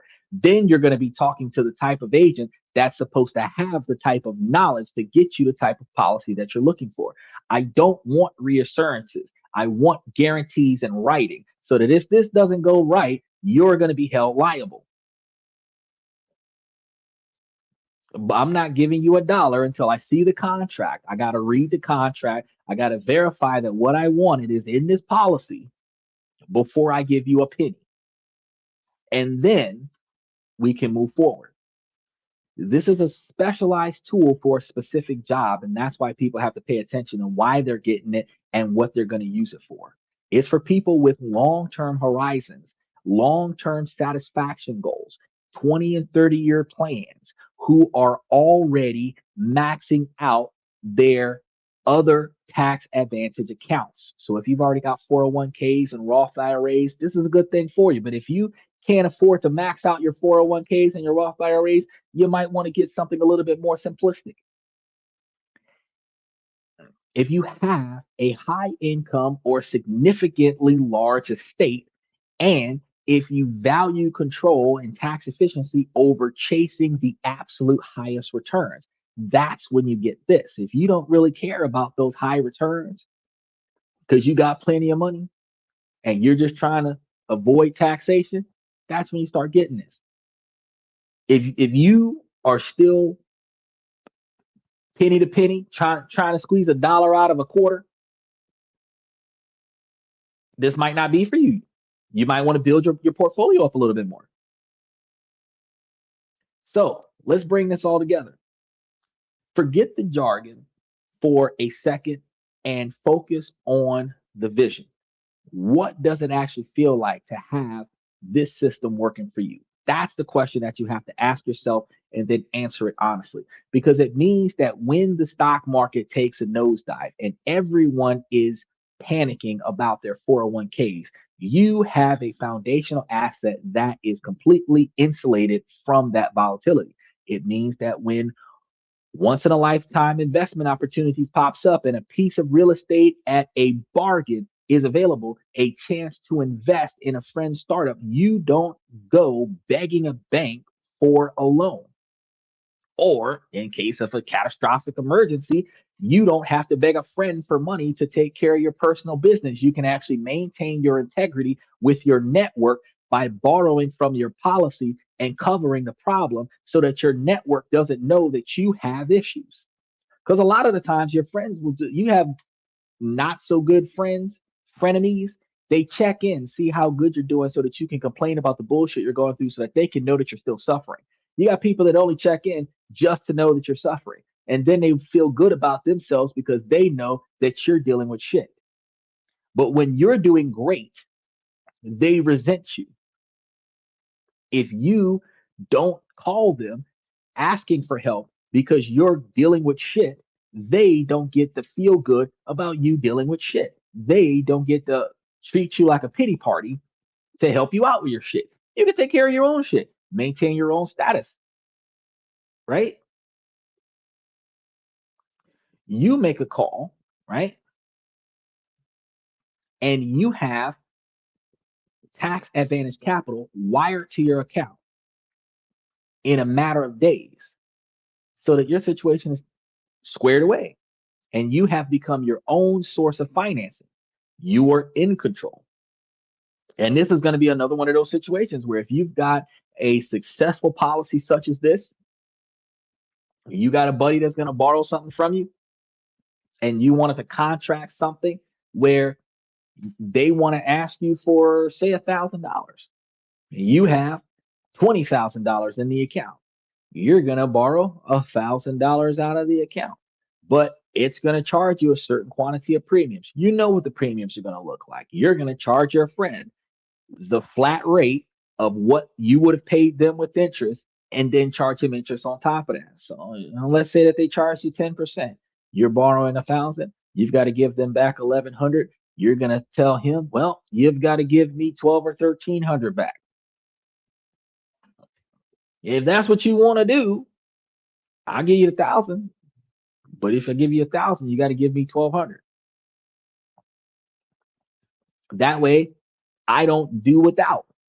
And what am I going to do with that 1,200? I'm going to pay back the 1,000 with interest, and I'm going to put that extra $100 down on the principal so that I can have a lot more there the next time somebody says, "Hey, let me borrow $5,000." Sure, I'll give you $5,000 if you give me back 6. Look at how it's working now in the family, in your inner circle. If I'm going to be the go-to guy to borrow money, you're going to pay me back with interest. I ain't giving you shit, right? Contracting it out so that if you don't pay me back, I can repo whatever the fuck we're leveraging this money towards at your financial expense. Sell your car to get my $1,100 back. Car goes for like 10 grand. I'm gonna get my money, right? It also means that you approach retirement. You have a bucket of money that you can access completely tax free to supplement your income, which you could allow yourself to keep your taxable 401k withdrawals lower, potentially keeping you in a lower tax bracket, which allows you to pay less money on taxation. And ultimately, it means that you can build a financial legacy. It's knowing that you have a plan in place to seamlessly transfer wealth to the next generation in the most efficient ways possible with a structured design to ensure that wealth is a blessing, not a curse. It's a shift from being a passive consumer of financial products to being the active architect of your own financial systems. And this actually is a very, very important thing to think about because when you're on one of those first dates, and the females is asking you about your financial status, you should be asking them about their investment portfolio and their retirement plan and what kind of 401ks and retirement strategies. You have a life insurance policy out on yourself. Who's the beneficiaries of that? Like if they want to know what your annual salary looks like, you need to see how they have financially prepared themselves for their future. Because why the hell do you need to gauge my financial status for me to take you somewhere at my expense when you're not financially stable? Let's ask that question. So as soon as she starts asking you, how much do you make and what do you do for a living? Well, let's talk about your retirement real quick. What kind of retirement portfolio have you established for yourself? Have you set up 401ks, Roth IRAs? Do you have health savings funds set aside? Do you have life insurance policies to cover your assets in case you pass away for any kids that you might have? Do you have any kids that would inherit your estate? Right? Really get to the bottom of things. And truth be told, While it's not necessarily a deal breaker, you have a high risk relationship if she is not prepared for her future, but she wants to make sure that you're prepared for her future. Think about that. So while most people see life insurance as just a safety net, for some, it operates as a financial engine that they can use even during their lifetime, every single day of the week, long as they don't overspend on the capital. It's not a simple product. It's a multifaceted financial tool. It's a place to store cash that's sheltered from market risks. It's a source of liquid capital that you can access on your own terms. And it's a powerful vehicle to make sure the wealth that you build is passed on with maximum impact for the beneficiaries. It is not an investment in a typical sense, but it is one of the most powerful assets that you can own. It demands discipline, a long term view, and expert guidance, but the rewards, such as control, flexibility, and tax efficiency, are the very definition of financial freedom.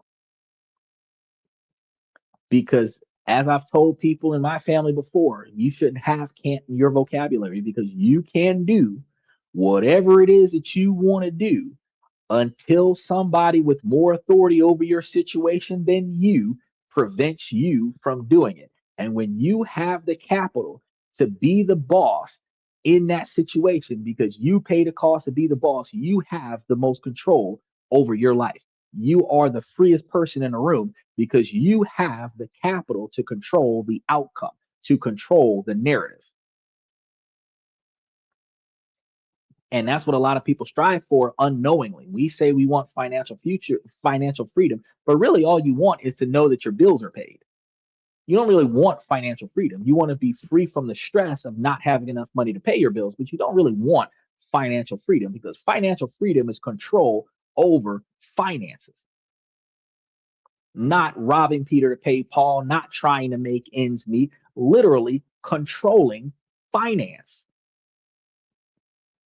And this strategy isn't for everyone, but if you have a high income, if you own a business that is actually generating revenue, or thinking about estate planning, it's a conversation that you should be having. And if you're ready to see this approach uh, and determine if it fits your goals, you should be able to take a look at what we've got going on in the membership and also go and take a look, touch base on some of the professionals because I can actually piece together a laundry list of insurance companies in your area. If you touch base with me in the membership, that actually covers these types of policies, and then you can communicate with them. Where a team of people can help you analyze your situation and see if your powerful strategy is right for what you're trying to accomplish in your future. If you found any of this information remotely valuable for you, whether it benefits you or it benefits your ancestors, make sure that if you haven't done so already, that you subscribe to the channel, you hit that like button, and then you mash the notification bell so that you don't miss out on the next deep dive that we're going to have about the strategies in financial wealth that not everybody knows about. Because unlike most other podcasts and seminar individuals and financial gurus that swear up and down that they have the key to make you wealthy overnight, I have the knowledge, the common knowledge that will help you become successful over the course of your life because you cannot get wealthy overnight. This is not a get rich quick scheme. This is long term investments into your future with diligence and consistency that requires you to have knowledge and determination to succeed. It's not something that you can just flip a switch and I'm rich. You can't just backstroke a lamp and now you've got it all. That's not how life works. And anytime you go to a podcast that swears up and down that it's easy for you to take somebody else's money and make yourself a millionaire, no, the fuck it's not. Because in order for you to make yourself a millionaire off of somebody else's money, they have to trust you. And in order for them to trust you, you have to show them that you know how to handle your money. Because if you can't handle your money, how the fuck are you going to handle theirs? So I'm going to teach you how to handle your money. And when people see, well, shit, he knows what the fuck he's doing. Then when you tell them, well, if you throw me a few $100,000, I can take your money and make you a profit. Because again, the only time that you should be talking to somebody is when you're benefiting them, not when they're benefiting you. If you throw me a few $100s, I can turn you a profit.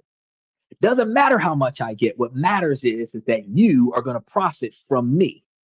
That's what matters.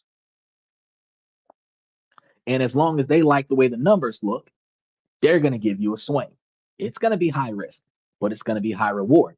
They throw you $100,000 to get a 24% return on a situation where you would get a 50% return. You got 25% return too. So out of 100 grand, you might have made 150 grand. They got 125 grand, which is 25 grand on top of their 100 grand, but you made 25 grand off of somebody else's money. That only happens when they can trust you. And they can only trust you if your house is in order. So what's the first thing we got to do? Get our house in order. Now, we've gone over a lot today. I'm going to start by saying, ladies, as long as the situation doesn't make sense, I'm going to keep asking you ladies to make it make sense. So ladies, please make it make sense. Fellas, I give you this information to make you guys higher value men, not just by improving your income, but by improving your decision-making skills. Because when you find the things inside of your control and change the things that you don't like, you can improve your life and then navigate around the things that are outside of your control. Ladies, while this is a male-driven podcast from the male's perspective, you too can benefit from all of the information that I gave to you guys on the show tonight. But you have to prioritize your 20 and 30 year goals.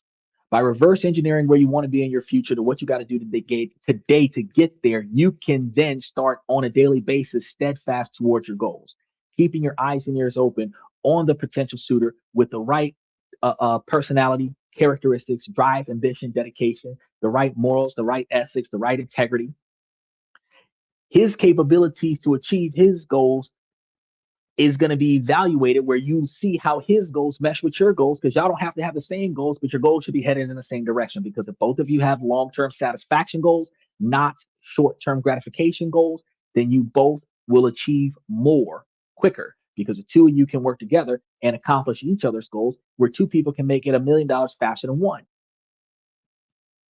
But it only works if you're both headed in the same direction. Because if one of you is trying to live in the moment and the other one's trying to prepare for the future, you're always going to be at odds. And you're not going to last that long. And one of the most devastating financial disasters that we can have in our lives is a breakup. Because no matter how much you say you put in versus how much you actually put in, guys, you take a financial loss every time she leaves. You're going to lose stuff on top of money. She's going to lose the subsidy of your money. So she might walk away with the car. She might get the house. You might have to start over building your life from the ground up.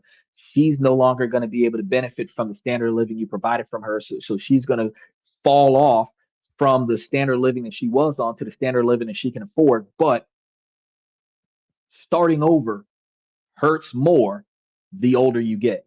Special shout out to Daniel. And it requires you to put in more effort to recover. And that's one of the reasons why I tell you guys on a regular basis that y'all need to prioritize if and when you get into these relationships, how you structure them. It needs structure. You can't just go in there blind, winning on emotions. Morning, you came in at the end of the show. We're on our way out today. And you can't go in there blind, swimming on emotions, swearing up and down that you have affections for this person and blah blah blah blah blah, because 6 months down the line you're going to have enough resentment there that it doesn't matter that you love them, you still hate them. And the only reason why you're staying is because you've invested in the relationship. You're financially invested, you're emotionally invested. They're living in your house, they're using your stuff, y'all pooled y'all incomes together, you've raised your standard of living, so now you need their income. When you used to be able to pay for yourself by yourself, now y'all are working together to barely afford this place. You have to pay attention to what you're doing. Because if you raise your standard of living where two incomes are required to pay for the standard that y'all have and y'all break up, y'all got to separate and then drop down because neither one of y'all can afford this place alone. And these are the things that people don't think about when they're wasting their time hanging out in the streets trying to find somebody that's not going to fuck them over, literally and figuratively.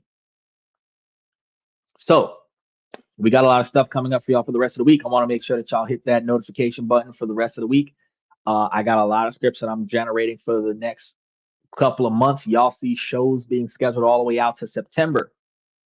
We've got a large platform of pre-scheduled shows that are coming up. So you guys note that we are going to be here every night of the week, and y'all have to make y'all way here because I'm going to be here at some point.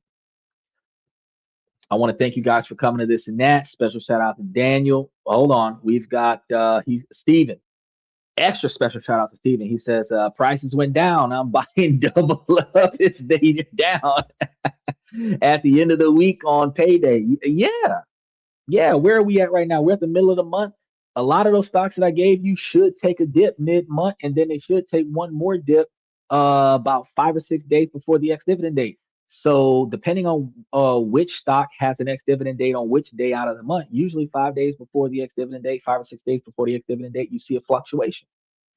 And if you've got available capital when you see that fluctuation, you dive in there and you grab it.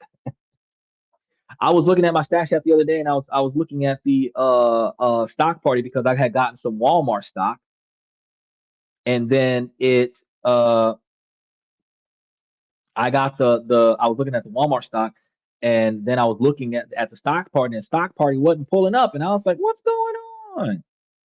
I had updated the app, and now I'm waiting to see like, are they going to fix it for the next upcoming stock party? But it showed that they actually gave me. So I was like, oh, there it is. Stock party starts in 5 days. So like, hey, I probably caught them right when they were issuing me the money, but I was like, wait, it's not pulling up.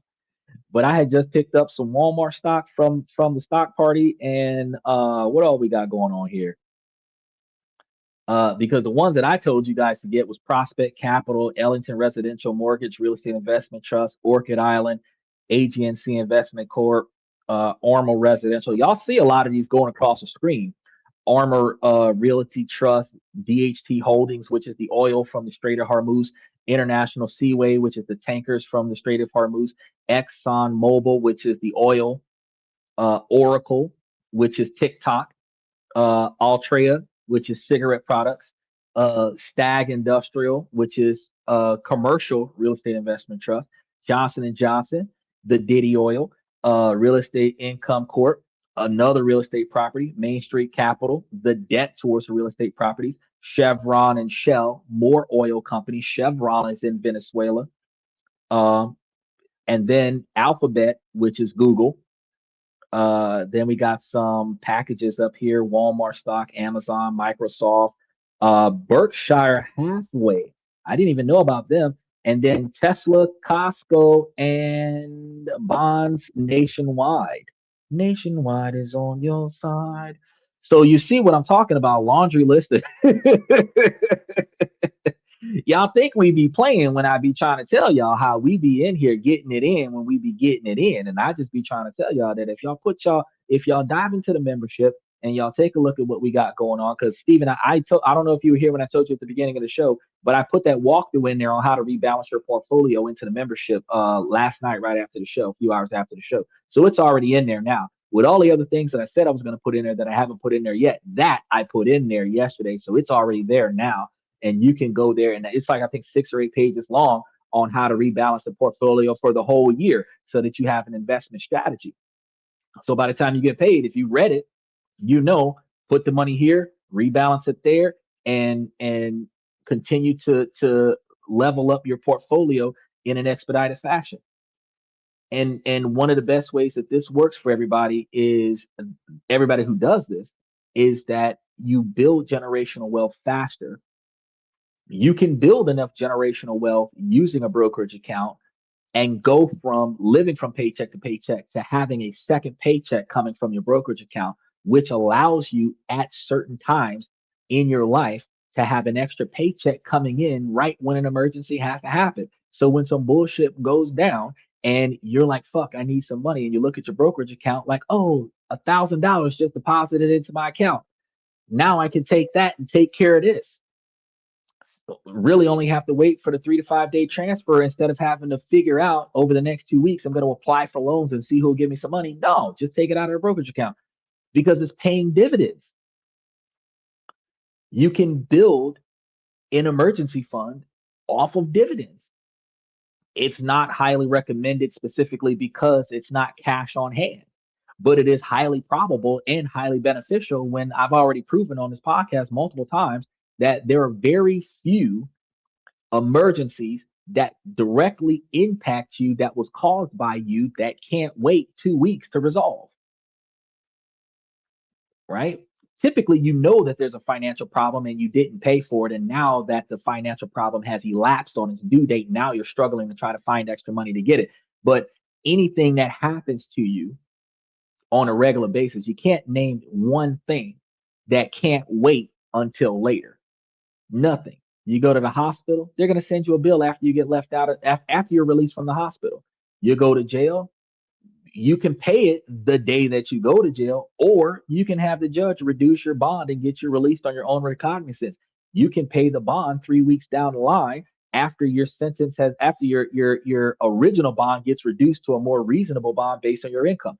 If you have a car crash, it usually takes 30 days to replace your car. An assessor comes over usually 2 to 3 weeks after the crash and takes photos of the car, and then a mechanic shop will fix it. They'll cut you a check, whatever the case may be. If it's a total loss, it's at a salvage yard, and it usually takes a month for them to get you a check. There's nothing that can happen to you if you are preventatively maintaining your life, paying bills early, paying bills on time. You're not going to experience a foreclosure. You're not going to experience a lapse on your car insurance. You're not going to experience a cancellation on any of your utilities because all your bills are being paid on a regular basis. The only time you have a short notice need that needs to be met is when a loved one, a friend or family member has fucked up their life and they call you in the moment of no return where the shit hit the fan and splattered all over the walls and now they're calling you to clean the shit up. That is the only time that cash in the bank is going to be beneficial for you because I can go to the ATM machine, pull this money out, and meet you halfway. Beyond that, when it is you that directly impacts you, not nothing that can happen in your life that requires you to go to the bank and pull money out of the ATM machine right now today. Not nothing. You had to fuck up somewhere for you to have a financial emergency that you can't afford to pay. Overspending somewhere, taking money from some place and putting it in the wrong place, and now you don't have enough to do what you need to do. And now you're scrambling to get money so that you don't fall off after a bad decision. But if you did what you were supposed to do with your life, you're not running out of gas when you don't have any money because you should have a gas card. You should have a credit card to put it on. You should have a full tank. You should have followed my instructions and have an extra gas can at your house to top your car off before you leave the house, right? You should have spare tires on your car. You should have what you need for most of the things in life that you can predict, especially if it's reoccurring problems that you've experienced in your life before. So truth be told, you can generate an emergency fund from a brokerage account where as soon as the money gets released, you can pay for this problem. Because think about it. We don't always have bullshit happen at the first of the month. A lot of times we have bullshit happen in the middle of the month. A lot of the times we have bullshit happen at the end of the month. Usually one of the worst things that happens is sometime close to the 25th. Bullshit happens. I need money. I have to pay my rent on the first because most places between the first and the fifth, some places do between the first and the 15th, but they do between the first and the fifth. Then they charge you a late fee, but you got to pay it before the 15th. And now I'm scrambling to get money for this with the rent money that's due between the first and the fifth. And now I'm in a financial bind. If you really think about it, a lot of times shit happens towards the end of the month. but your brokerage account pays between the 1st and the 14th. So if you got the stocks that I was talking to you about, so if whatever just happened today can wait until the 8th, then you could pay your mortgage first, pay your rent first, and then take your brokerage account and pay for this problem, and you'll be all right. You don't even got to call a friend. You just transfer the money to your personal bank account and take care of your own shit. These are the things that people don't talk about with each other in college, in high school, when you're hanging out with your friends playing video games, when you're hanging out with your friends at the club, when you're hanging out with your friends at the park, when you're sitting on the stoop smoking weed. People don't talk about this kind of stuff. But this is common knowledge. And if we had this common knowledge when we were kids, we would not have made the bad decisions that we've been making for the past 20 years that has the lifestyle that we're living right now that we don't like. That's why I tell you guys to like and subscribe to the channel. Come to the show every day. Come to the show every week. Learn some new ways to make different financial decisions that benefit you in two ways. One, it eliminates stress. Two, it prepares you for a plan. Where three, you no longer have to rob Peter to pay Paul or call a friend for a loan or ask mommy and daddy for help because you got it on your own. That's one of the first steps to financial freedom is financial independence. Because you are only independent not because you have a job, but because you don't have to call somebody else for a financial bailout. That's when you're independent. And that's what we were talking about today with the life insurance policy, making yourself a standalone entity. You don't have to go to a cash advance. You don't have to go to payday loan. You don't have to go to AmScott. You don't have to go to TD Ameritrade or anybody and beg for money. You don't have to borrow money from a bank. You don't have to take out a short-term cash loan. You don't have to ask a relative who's going to talk shit about you during Thanksgiving because you had to borrow money from them. It was supposed to be confidential when you borrowed it, but when you pissed them off and you still owe them money, they're going to talk shit about you and put all your stuff out there. And you don't have to borrow money from a friend and then they're going to treat you like a charity case. You don't have to change the way your network engages with you because you had a personal financial crisis because it's a personal financial crisis, but you are independent when you can fix your financial crisis without having to lean on your network to fix it. And the average person right now, I can tell you right now, half the people that's watching a show right now is in a relationship with somebody where if you think about why y'all are together, when y'all first met, both of y'all had financial crises. Y'all were helping each other out. Y'all ended up hooking up. Now y'all are in a relationship and you just don't know how it happened, but it's there. But y'all benefit from each other, which is a relationship of convenience. And as long as it's convenient, y'all are going to stay together. But as soon as it stops being convenient, y'all are going to break up. And that's probably why your relationship is 3 or 4 years long because y'all would have broke up a long time ago, but y'all can't afford to move out because you're grandfathered into a lease that automatically renews itself. Y'all are both on a lease, so the landlord not gonna throw neither one of y'all out. Y'all pay y'all bills on time. Everything is running smooth financially, but the relationship is shit. Why? Because you fell into this. Somebody offered to pay for somebody's shit, and y'all ended up moving in together, saving some money. This is what the majority of America does. This is why the two to a house is common now. Two to an apartment is common now in America. 77% of Americans. 69% of Americans is a two income household out of 77% of poor income. And 77% of poor income is America that's under 100,000 a year. People don't talk about that. People don't think about that. But if we talked about this more, if we thought about it more, if we rationalized it more, we would have more ways. You got to be future forward thinking, no longer thinking about the past, no longer thinking about the oppression from the 60s, no longer thinking about segregation in the 40s, no longer thinking about civil war. We want to talk about right now, 2026 to 2056. What should life be like? And what do I got to do today to get there? And if you don't have a network, if you don't have a friend group that's talking about what we're going to do in 2026 to make 2036 better, then you need to change the group that you're hanging around. You ain't got to disown all your friends, but why waste time with friends that don't have a future that they plan for? Because if you don't have a future planned for yourself, you will be in 10 years the same place that you are today with a more expensive cost of living. Because inflation is always going to happen, but not pay raises. It's going to be harder to find jobs because you're going to get older and technology is going to replace people. Out of 3.3 million jobs that were needed, only 179,000 were created this year. And that has nothing to do with the 500,000 people that got fired over the last 10 months. 250,000 in October and 200,000 in March. But they created 179,000 jobs that were different from the 500,000 jobs that were taken. You got to understand, the older that you get, the harder it's going to be. If you don't start preparing for when you no longer can, if you don't start preparing for when you no longer want to put up with this shit, you are not going to be ready to quit. You're not going to be ready to retire. You're not going to be ready to throw in a towel. You will forever have to put up with the bullshit that is this economy, because that's the only way that you're going to get to eat. But once you start preparing for a future where you depend on you and nobody else, you work when you want to, you get up because you feel like it, you leave the house because you want to, not because you have to. You're going places that you want to go to, spending the money that you know that you can spend with the freedom of knowing that everything's already covered.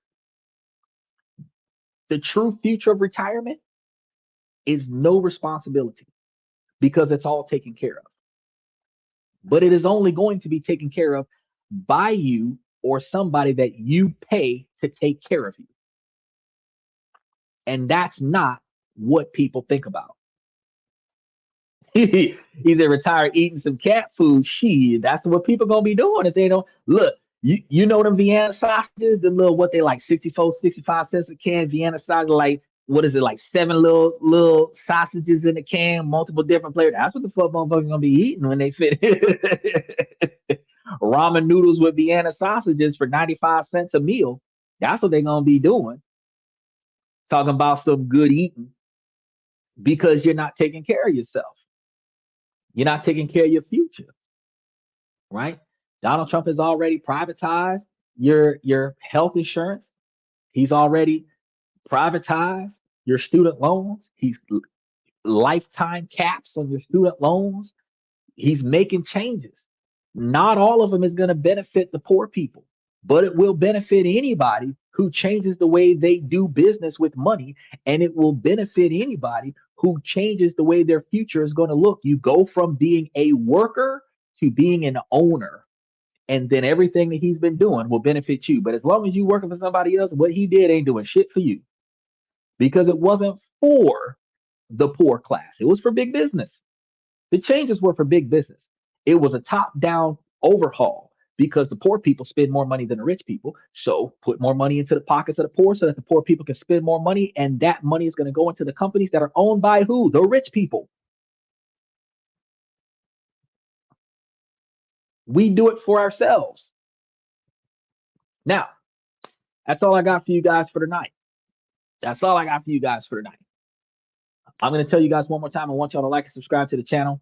I want you guys to put some effort into thinking about what I told you guys tonight. We got some more information coming up next week as well about insurance information and other such stuff. We've got a laundry list of knowledge that I'm going to be giving you guys. And that's why I told you guys, check what's up, because most of July and August and part of September is already up there. The rest of June should already be up there. So you already know what we're going to be talking about. Just go and look at the channel, right? I want to thank you guys for coming to This and That. I'm your host, Xander, where we talk about this, that, and everything in between. And I will see you guys.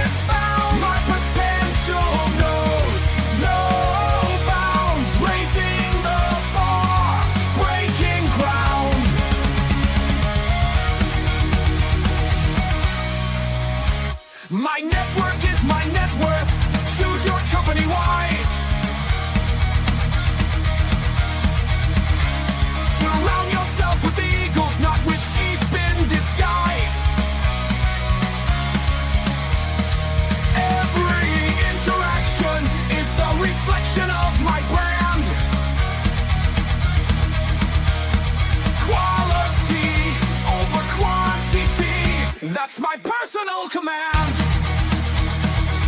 I'm not mounted on higher ground where excellence is found. My potential knows no bounds, raising the bar, breaking ground.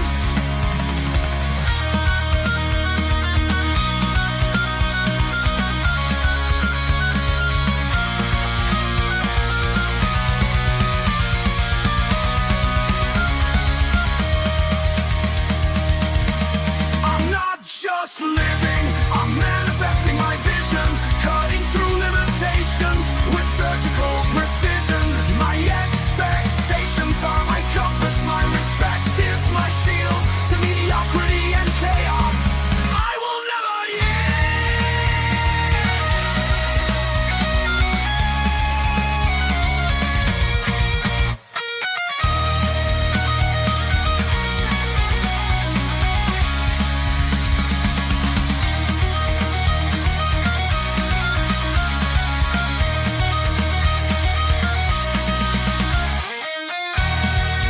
I'm not just living, I'm manifesting my vision, cutting through limitations with surgical precision.